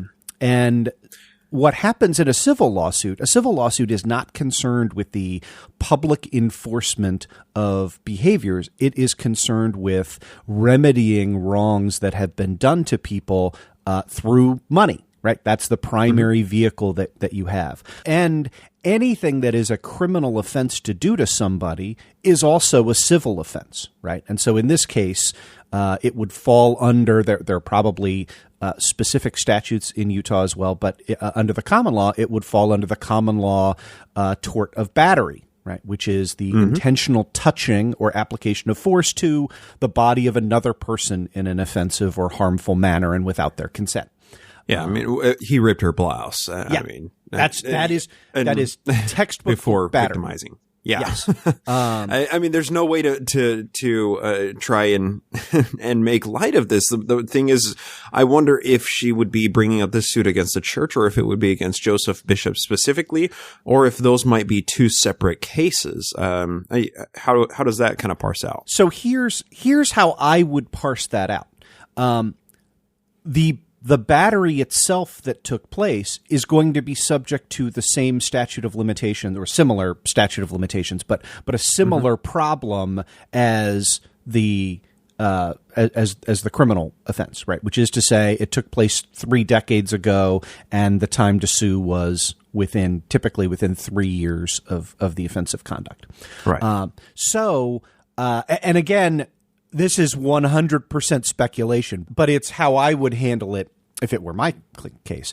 What you would want to do is sue not on the basis of that individual battery that took place in the 1980s, but you would want to sue in connection with all of the behaviors that have taken place subsequently and continue to this day, and thus it's called tolling the statute of limitations, right? Like the statute of limitations starts to run when the offense is completed. So if the offense is still going on, then you have 3 years or whatever the statute of limitations is from the time that the offense stops. And so I would be shocked if the lawsuit is not one against the Mormon Church and in connection with activities to hide this event and cover it up, and also creating the conditions which permitted this offense to take place in the first place.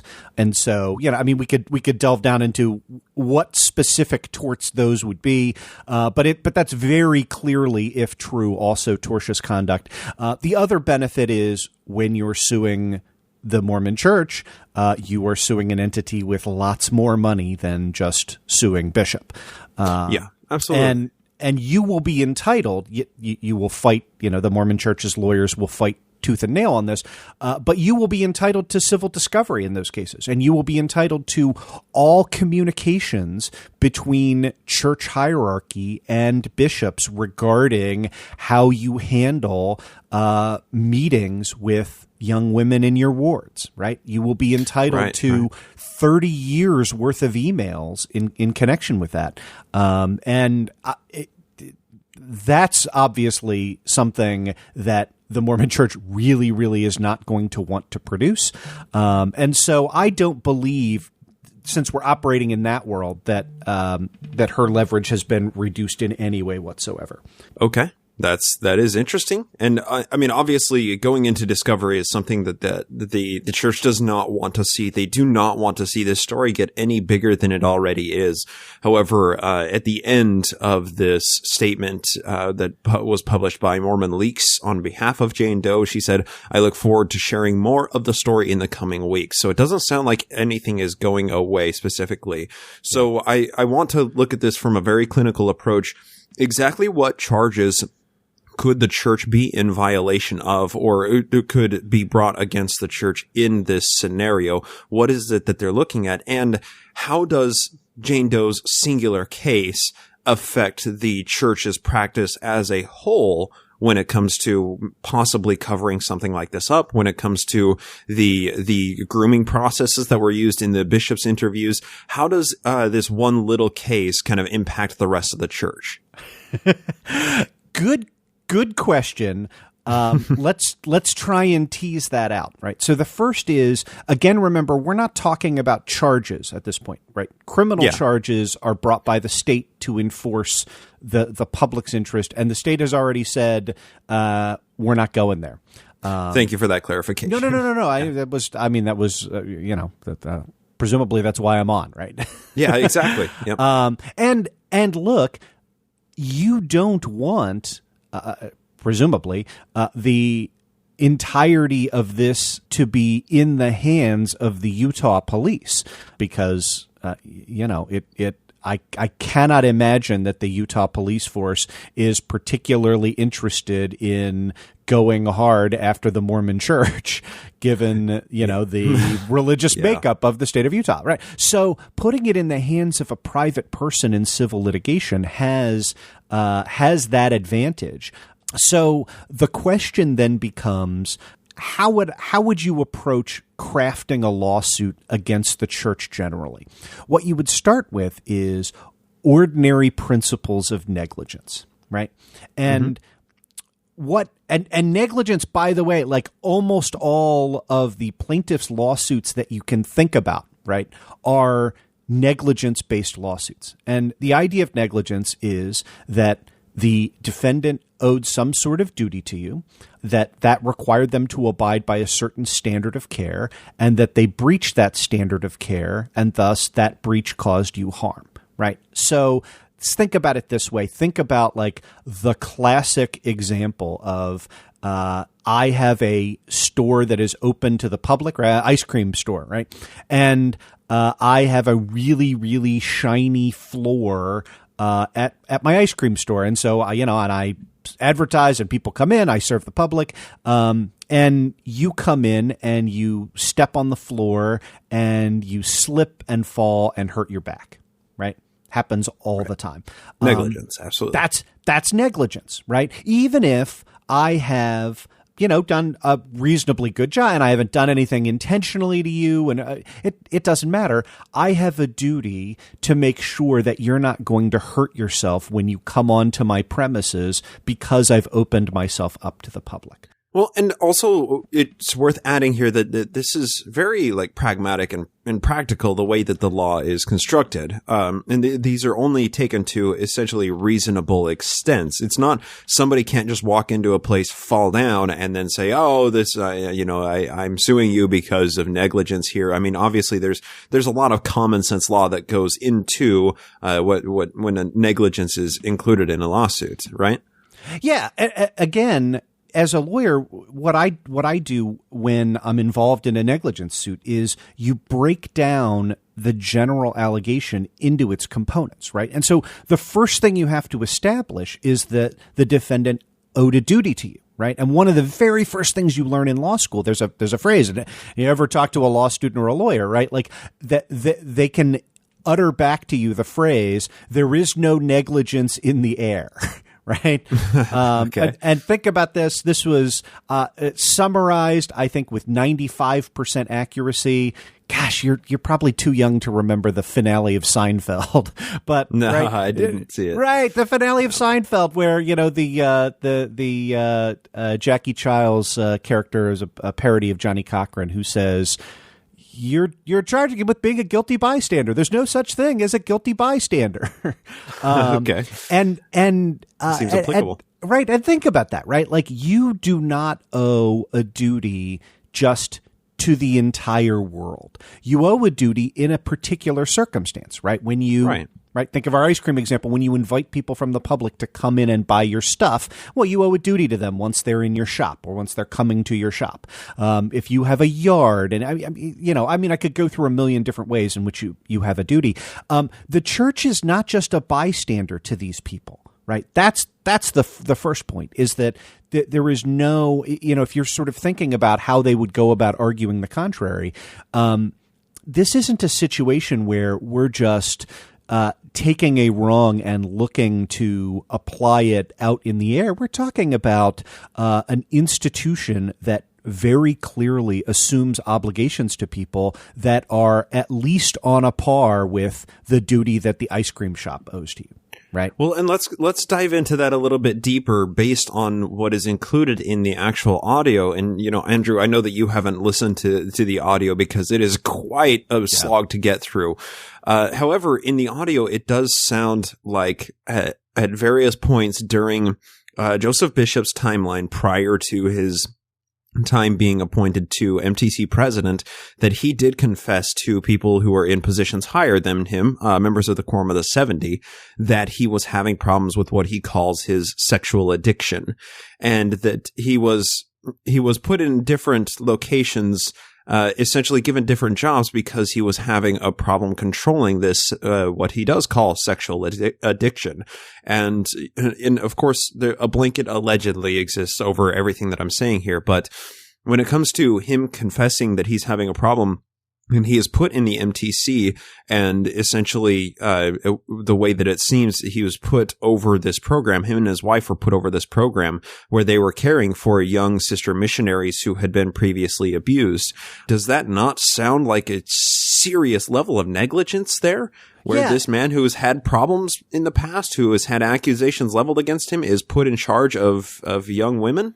Well, absolutely. And that gets into the second element, right? Like, once you've established that you owe a duty to somebody, in this case, that the Mormon Church owes a duty to its parishioners and to individuals who are within its ambit, then the next step that you have to demonstrate as a plaintiff is that they breached the standard of care, right? They breached that duty. And the way in which you do that is by saying that they failed to exercise reasonable care in fulfilling that duty, right? So again, remember, the law doesn't require you to, have a duty to everybody. There's no negligence in the air. And even when you do owe a duty to somebody, the law requires that you act reasonably. right? It doesn't require that you do absolutely everything to minimize the harms. It doesn't require, right? It doesn't impose onerous obligations. It imposes reasonable obligations. And here, right, the idea, it would be preposterously easy to argue that a reasonable obligation is if somebody has told you, I have a propensity to commit criminal and harmful actions when I'm placed into X situations, and I get to control whether I put you in those situations or not. It is trivially easy to then say reasonable care at minimum means I shouldn't put you in those situations. The challenge is going to be what lawyers for the Mormon Church are going to argue. And let's be honest, they're going to argue this during settlement discussions. There is no way they're going to try this case, right? This is the textbook example of a case that you would never want to go to trial over. And unfortunately, let me just add into that. Unfortunately, we do not know how many times this has happened in the past. I mean, and the problem is this is the biggest, most recent story that's happening right now. We're watching it as it evolves. However, this has happened many times in the past where it has gone to the headlines, and probably who knows how many more times in the past that hasn't picked up national media traction. And there's unfortunately no way, because of, signed non-disclosure agreements, there's no way to know how much the church has spent on settling these. There absolutely is a way, right? Which is there is, is that not for us, but for Jane Doe to know, right? Like those sorts of things are absolutely 100% discoverable. So in other words, even if you have a valid non-disclosure agreement, you can compel the production of those non-disclosure agreements in discovery and go to the court and say, we want to, as part of demonstrating whether the church is engaged in the reasonable standard of care, or whether it's below that standard of care, we need to know what their practice is. We need to know how many times this has happened in the past. We need to know how many times they've paid that out. And one of the first things that the plaintiff's lawyer is going to do when the church says, well, we're not going to turn over X, Y, or Z, is I would offer to the judge, hey, look, we're willing to enter into a protective order that says we won't disclose these NDAs publicly. We will redact them. They could be for lawyers' eyes only. At the far extreme, if the judge is particularly skeptical, I have offered this up before. I've said, look, produce them for what we call in-camera inspection, which means only the judge gets to look at them. Even I don't get to look at them as the other side's lawyer, but let's produce them out. And in a situation like that, there's little doubt in my mind that any fair-minded judge is going to order the production of those documents in discovery. That's why I don't think you're going to get there, right? Like they may throw some lawyers at it at front to see if they can exhaust this woman, but if she has competent, diligent counsel willing to stick this out, she has an unbelievable amount of leverage in negotiations to avoid that process right there. Interesting. And the fact that this audio was leaked, that it doesn't take the leverage out of her, out of a possible settlement case. So that's encouraging. Nope. And that's the big amount. Yeah, absolutely.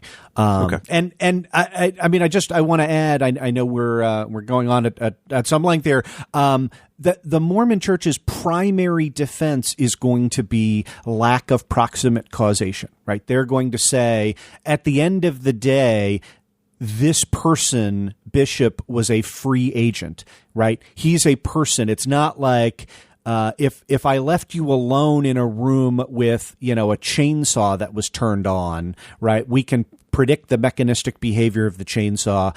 We can't predict the mechanistic behavior of an individual, and so the fault lies with him and not lies with and not with us.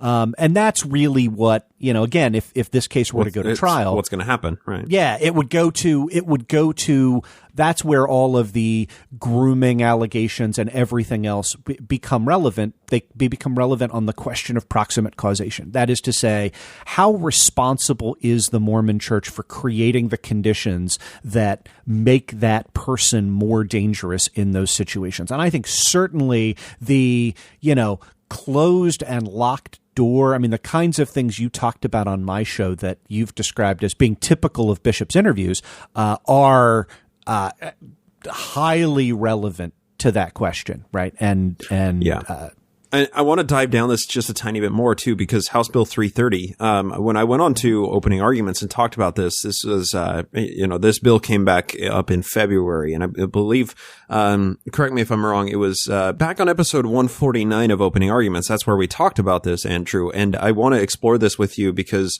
that aired February 19th, because the story had just kicked off on February 6th when they introduced House Bill 330. That would make Utah a dual party consent state instead of a single consent state. The church did have this tape in their hands in January of 2018, and then magically this House Bill 330 appears. Had that bill been passed through the legislative session that time in February, would that have retroactively made this taping illegal? In general, no. Right? Laws are not retroactive in their application. That's a principle called ex post facto. And so you would have the way in which that would play out is you would have a legal defense as Ms. Doe's attorneys to introduce the tape that it was legally protected at the time that it was recorded. So it seems more a structural response that says, oh, look, this is how we got caught this time. Let's make sure we don't get caught again in the future. And, as you described on my show, that there is sort of an underground practice of people covertly recording their bishops' interviews because of all of the problems that we've talked about. So it's meant to if you want to draw a nefarious intent from it, which I'm not going to tell you not to. Seems like there are a lot of reasons one might do that. It would apply prospectively rather than retrospectively. Absolutely. And I should be super clear, by the way, as we were on the show, that like when we say Utah is a one-person consent state, right? What that means is in every state, it is a criminal offense and excludable as civil evidence to be surreptitiously recording two people, neither of whom consent, right? Right. But when you say one-person consent, in any state that has a one-person consent law, that means you can tape anybody you want, right? Because you're at least one party to it. And so that's the difference between, a one-party consent is essentially unlimited use of your phone to surreptitiously record conversations versus two-party, which requires you to get the consent of the person you are recording. Andrew, is there anything else that you want to add kind of into the conversation about Jane Doe and Joseph Bishop and the allegations and the possible legal direction this is going? No, I think we covered the landscape on that pretty well. I mean, obviously we are going off of the allegations that have been made, which strike us both as credible, but you said there's a blanket allegedly over the entire event, which I think is good practice. I guess the other thing that I would add is the difference between this being a civil lawsuit versus a criminal lawsuit also has to deal with the burden of proof, right? Even for offensive torts, which is what you call a civil wrong, that mirror criminal offenses. When you're charged with a criminal offense, the question is, can the state prove your guilt beyond a reasonable doubt, right? Which is 90+% certainty. In the civil arena, all of these offenses that we're talking about are things that you need to prove by a preponderance of the evidence, 51-49. So all you have to do is convince a jury that it is more likely than not that these practices took place. So it reduces that standard of proof. And I think it's worth kind of highlighting that distinction. Thank you. Yeah, I do appreciate that. So let's go ahead and dive down into our hypothetical rabbit hole here. Okay. This is a discussion that is completely separate from Joseph Bishop and Jane Doe. This hypothetical, I want people to disconnect what we're about to say from everything that we've talked about so far, because everything we've said kind of stands alone. That is this case specifically. I am wondering, this is just an interesting thought experiment. Utah's an extremely red state. It's very, very conservative. Anywhere outside of Salt Lake City, it gets very religious, very conservative. I wonder if anybody could use the defense of a freedom of religious freedom in order to have essentially a polygamous relationship in Utah. Do you think that's something that might go through in our day and age? No. Okay. And no, for a couple of reasons, right? So the first is that although we live in kind of a crazy era of religious freedom and sincerely held religious belief being used to justify everything, the actual underlying legal mechanics don't support that as a constitutional right. And it has to do with a 1990 Supreme Court case called Employment Division versus Smith. This was a Scalia decision in which Scalia said essentially that the free exercise clause of the Constitution, right, the religious freedom part, did not excuse anyone from complying with general laws of general applicability that aren't discriminating against and aren't targeted at religious minorities from complying with the burdens of the law. This essentially put an end to the regime that was popular in the liberal Supreme Court of the 1970s, typified by a case called Wisconsin versus Yoder, which basically said the Amish got a special exemption to pull their kids out of school at age 14 instead of age 16 because they were Amish and they wanted them to work on the farm. And, you know, who needs to learn algebra if all you're going to do is churn butter, that sort of thing. Right. As a result, right, and so the Employment Division versus Smith said, no, look, like if we have a general law that says kids got to go to school till they're 16, you have a religious belief that kids shouldn't be in school when they're 15, too bad, suck it up, Buttercup. It's a pluralistic country and you got to comply with the law. I actually agree. I actually agree with the, methodology underlying that decision, as you might not be surprised. But that decision gutted the constitutional analysis of free exercise. It led to the enactment of RFRA, the Religious Freedom Restoration Act, and all of the state versions of the Religious Freedom Restoration Act, which is where all of the individual claims for accommodation have been located ever since. In interpreting that, there is zero chance in my mind that any court will ever say that RFRA was intended to protect religious polygamy because it clearly wasn't. Right. Yeah, you're overturning, more than 200 years of what marriage laws have been in the country. I mean, that's obviously quite a burden to try and shoulder. Yep, that's exactly right. So that's why I was able to, sort of really quickly say no. The definitive, I'm confident the definitive answer to that is no.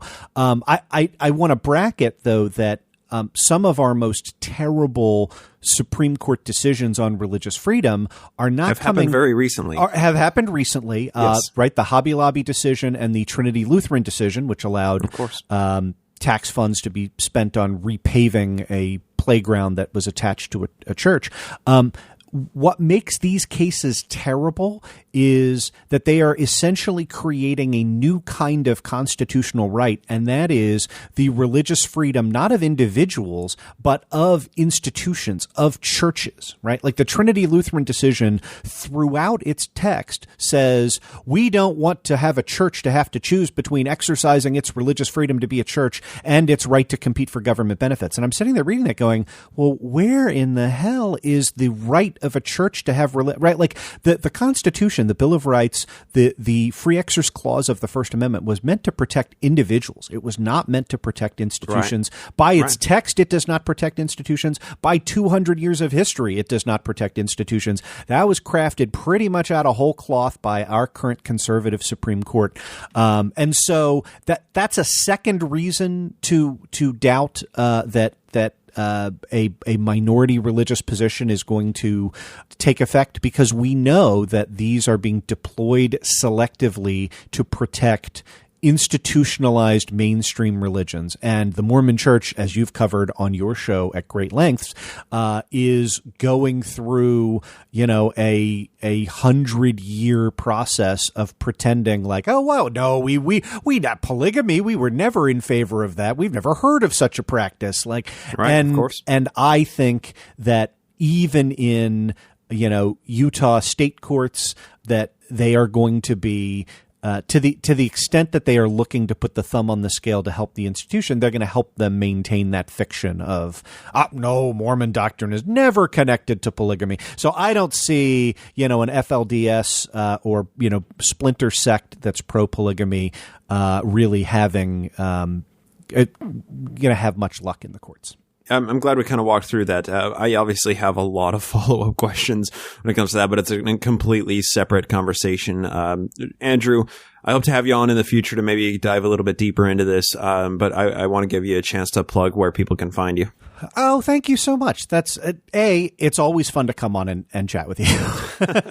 So I appreciate it because these are incredibly complex topics and I don't feel comfortable navigating them alone. So I appreciate you walking us through them. I appreciate that. And I co-host the Opening Arguments podcast, which if you just type Opening Arguments podcast in wherever you type stuff into, you will find us.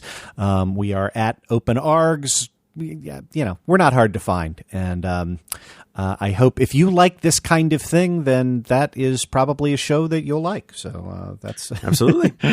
Your recent coverage of the Stormy Daniels has been absolutely fantastic. So I recommend people check if you're wanting to get a precursor or an idea of what the show is like, go check out the Stormy Daniels episodes. It's been quite interesting to follow along. So Andrew, thank you so much. This has been a pleasure. Bryce, thank you so much for having me on. Once again, thank you so much to Andrew for shedding some light on the legal aspect of this entire scenario. In compiling the research for this episode, I'm stunned at the lack of solutions out there. Nobody seems to know what to do about this. So shouldn't we be exploring any possible solutions? Even novel solutions? It doesn't seem from the available evidence that the interaction between Joseph Bishop and Jane Doe was consensual. That's the major issue here. What seems to have happened is unequivocally wrong. From the evidence in front of us, it looks like Joseph Bishop was in a position of power and he used that position to force himself upon Jane Doe. That is straight up condemnable and truly immoral. Based on the conversation with Andrew just now, what seems most likely as an outcome of this story is that it will continue to get bigger and bigger until Jane files her lawsuit, where it will then be litigated and likely settled out of court for X number of dollars. Jane will get the money from the church, she'll sign a non-disclosure agreement with the church, and the church may or may not change one of its policies in order to legally protect themselves from this happening in the future. Then, Jane will join the ranks of unknown numbers of survivors who've been silenced and paid out who knows how much money for their silence. But all that the public gets out of this is the church maybe slightly changing one or two of its policies. It's hardly what one might consider a win at the end of the day. Is there a more novel solution out there where major changes can be effected and we're all better off at the end of the day? If a solution like that may exist, isn't it worth exploring, even as merely a thought experiment? Now, with the circumstance between Jane Doe and Joseph Bishop set aside, under different hypothetical circumstances where all parties involved are informed consenting adults, should a man and a woman be barred from sharing consenting intimate relations? That's a separate issue from what we've been talking about today.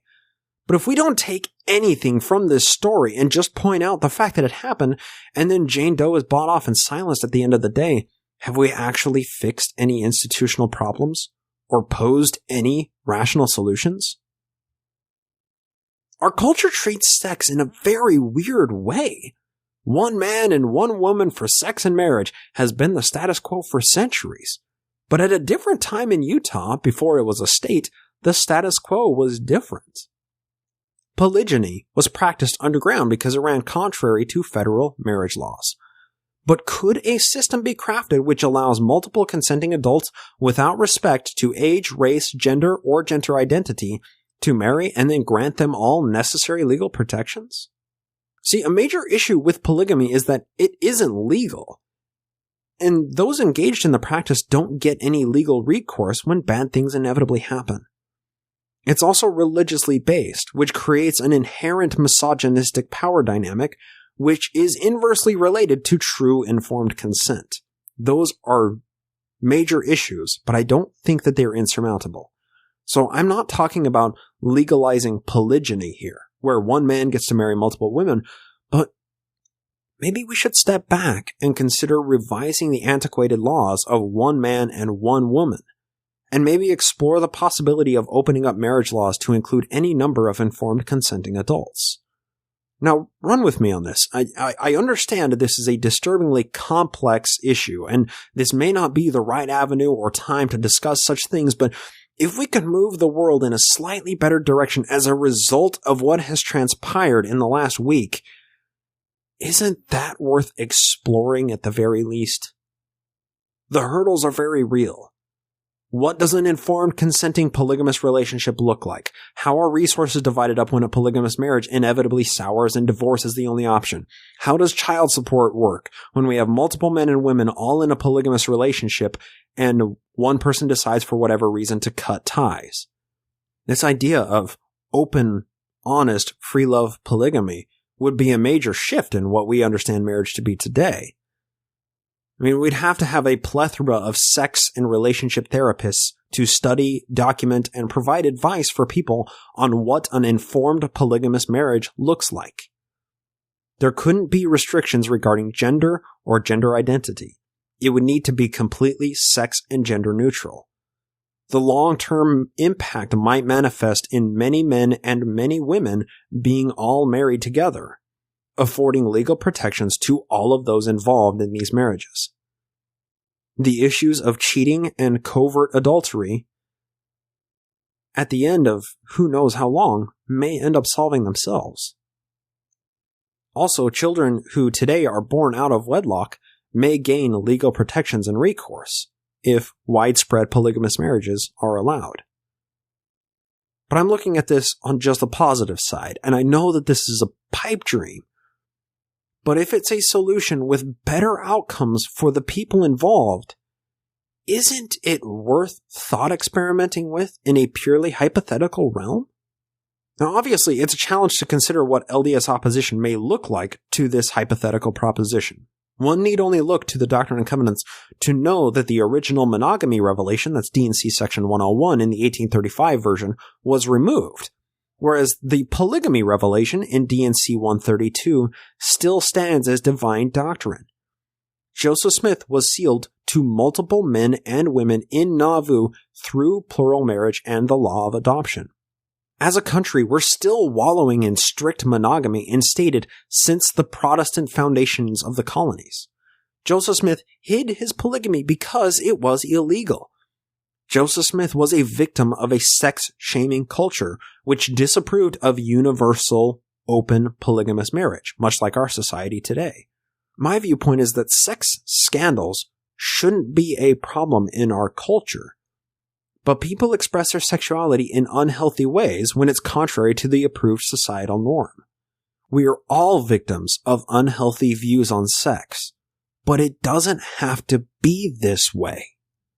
Just because something is the way it's been for hundreds or thousands of years doesn't mean that's the optimal way to treat something.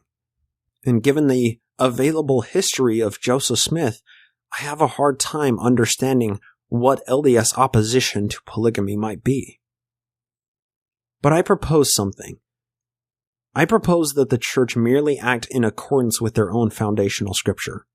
But this is something that we would all have to take part in when it comes to the seemingly endless battle of marriage laws in the United States. In Alma 24, the anti-Nephi Lehis took action to stop the great conflict of their time, beginning with verse 17, quote, And now it came to pass that when the king had made an end of these sayings, and all the people were assembled together, they took their swords and all their weapons which were used for the shedding of man's blood, and they did bury them deep in the earth. And this they did, it being in their view a testimony of God, and also to men, that they never would use weapons again for the shedding of man's blood. And this they did, vouching and covenanting with God, that rather than shed the blood of their brethren, they would give up their own lives, and rather than take away from a brother, they would give unto him, and rather than spend their days in idleness, they would labor abundantly with their hands. And thus we see, when these Lamanites were brought to believe and to know the truth, they were firm, and would suffer even unto death rather than commit sin. And thus we see that they buried their weapons of peace, or they buried their weapons of war for peace. End quote. Why don't we try and explore the possibility of an indefinite armistice when it comes to the battle of love and marriage? Let's end this seemingly never-ending battle about approved or unapproved love, sexuality, and marriage. To equate that Alma 24 scripture, our weapons today are online forums and legal firms.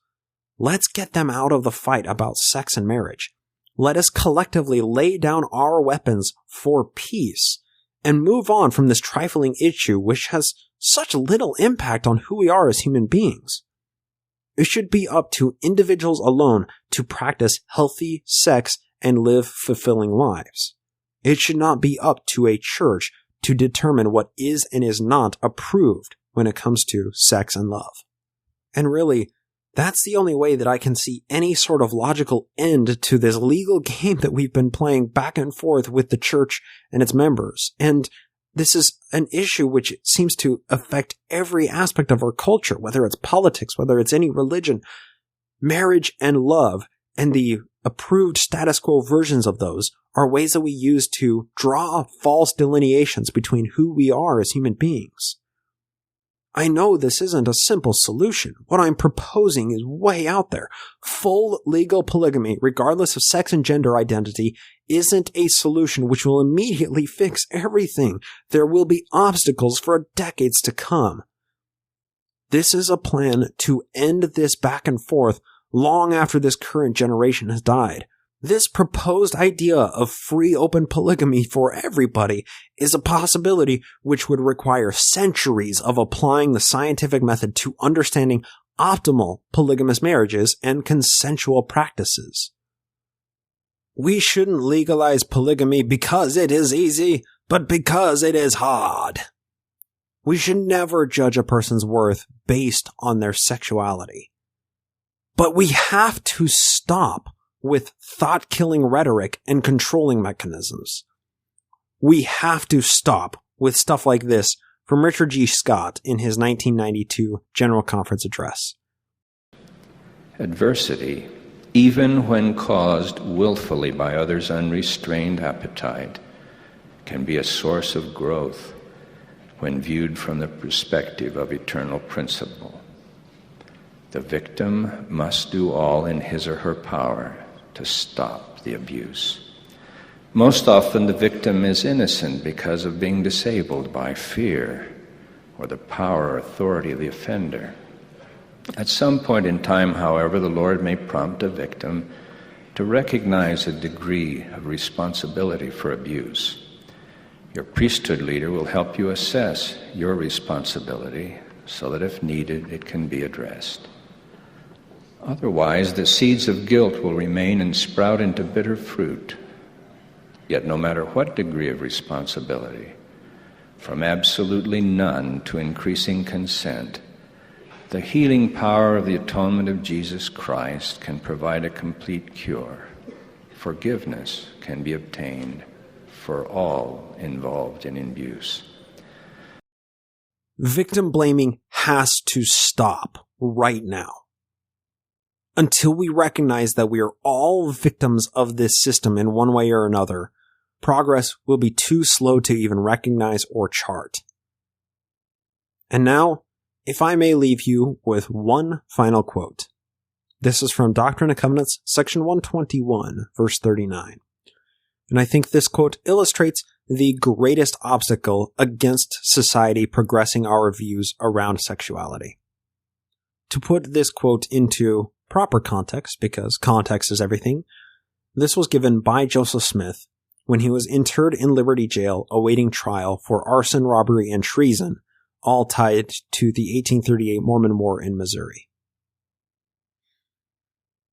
We have learned by sad experience that it is the nature and disposition of almost all men. As soon as they get a little authority, as they suppose, they will immediately begin to exercise unrighteous dominion.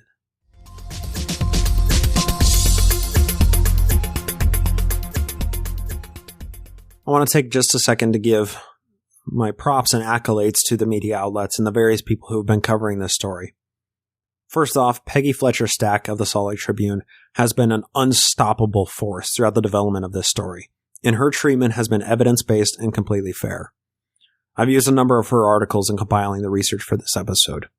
Another notable reporter, Tad Walsh of the Deseret News, deserves some props. Look, this story is rough for believing members of the church to cover, and the reasons for that should be abundantly apparent by this point. Tad Walsh hasn't shied away from some of the most challenging aspects of this story, and he's been relatively fair with such a controversial issue. Jonathan Streeter also, you may know him as Thinker of Thoughts. He runs the Thoughts on Things and Stuff YouTube and social media. Jonathan's been covering this story almost daily since it broke, and his YouTube videos have been extremely helpful in putting words to some of the powerful emotions surrounding this complicated issue. Also, a huge shout out to the various bloggers on Feminist Mormon Housewives for offering a much needed perspective on this issue. Thanks to John DeLynn and Lindsay Hansen Park for covering these stories and chiming in with their 2 cents on social media. They provided a plethora of useful information with everything that's happened. You can check the show notes for a list of all the sources that I used to compile this episode, and they are numerous. Also, thanks to all of the thousands of Redditors who have been posting and upvoting for visibility, and a huge thanks to the Mormon Leaks team for deciding to post this audio in the first place, even though it's an issue with so many moving parts and conflicting interests. I think this leak exhibits Mormon Leaks' commitment to transparency, regardless of the ancillary ramifications or any flack that they may take as a result. And a final concluding thought. Everybody, this is what the Protect LDS Children March is about. It's just one small piece of this whole moving Jenga puzzle of so many pieces and conflicting interests. We have to recognize when movements arise in order to curtail and somehow stop some level of the sex abuse that's happening. Please come to the march. March 30th, Washington State Park at noon. You can check the show notes for necessary links to get more information. Thank you so much to our social media guru, Julie, for running the Twitter and Facebook pages and keeping up with the story and posting up constantly about it. If you're not following along on Facebook and Twitter, you're missing a lot of fun conversation. Thank you so much to Natalie Newell for being the production assistant on the back end. Thank you to Jason Camo for providing the music used in this show with his permission. You can find more of his music at aloststateofmind.com. Thank you to Andrew Torres of the Opening Arguments podcast and the law offices of P. Andrew Torres for providing legal counsel and incredible insights into this issue specifically for this episode. Thank you so much to all the patron supporters who fund this journalism and research. They support at patreon.com/nakedmormonism and get a bunch of extra content over on that end. But most importantly, this has been a long episode. I know this has been a controversial issue. So thank you once again to all of the listeners out there for lending me your ear. I hope to talk to you next time here on the Naked Mormonism Podcast.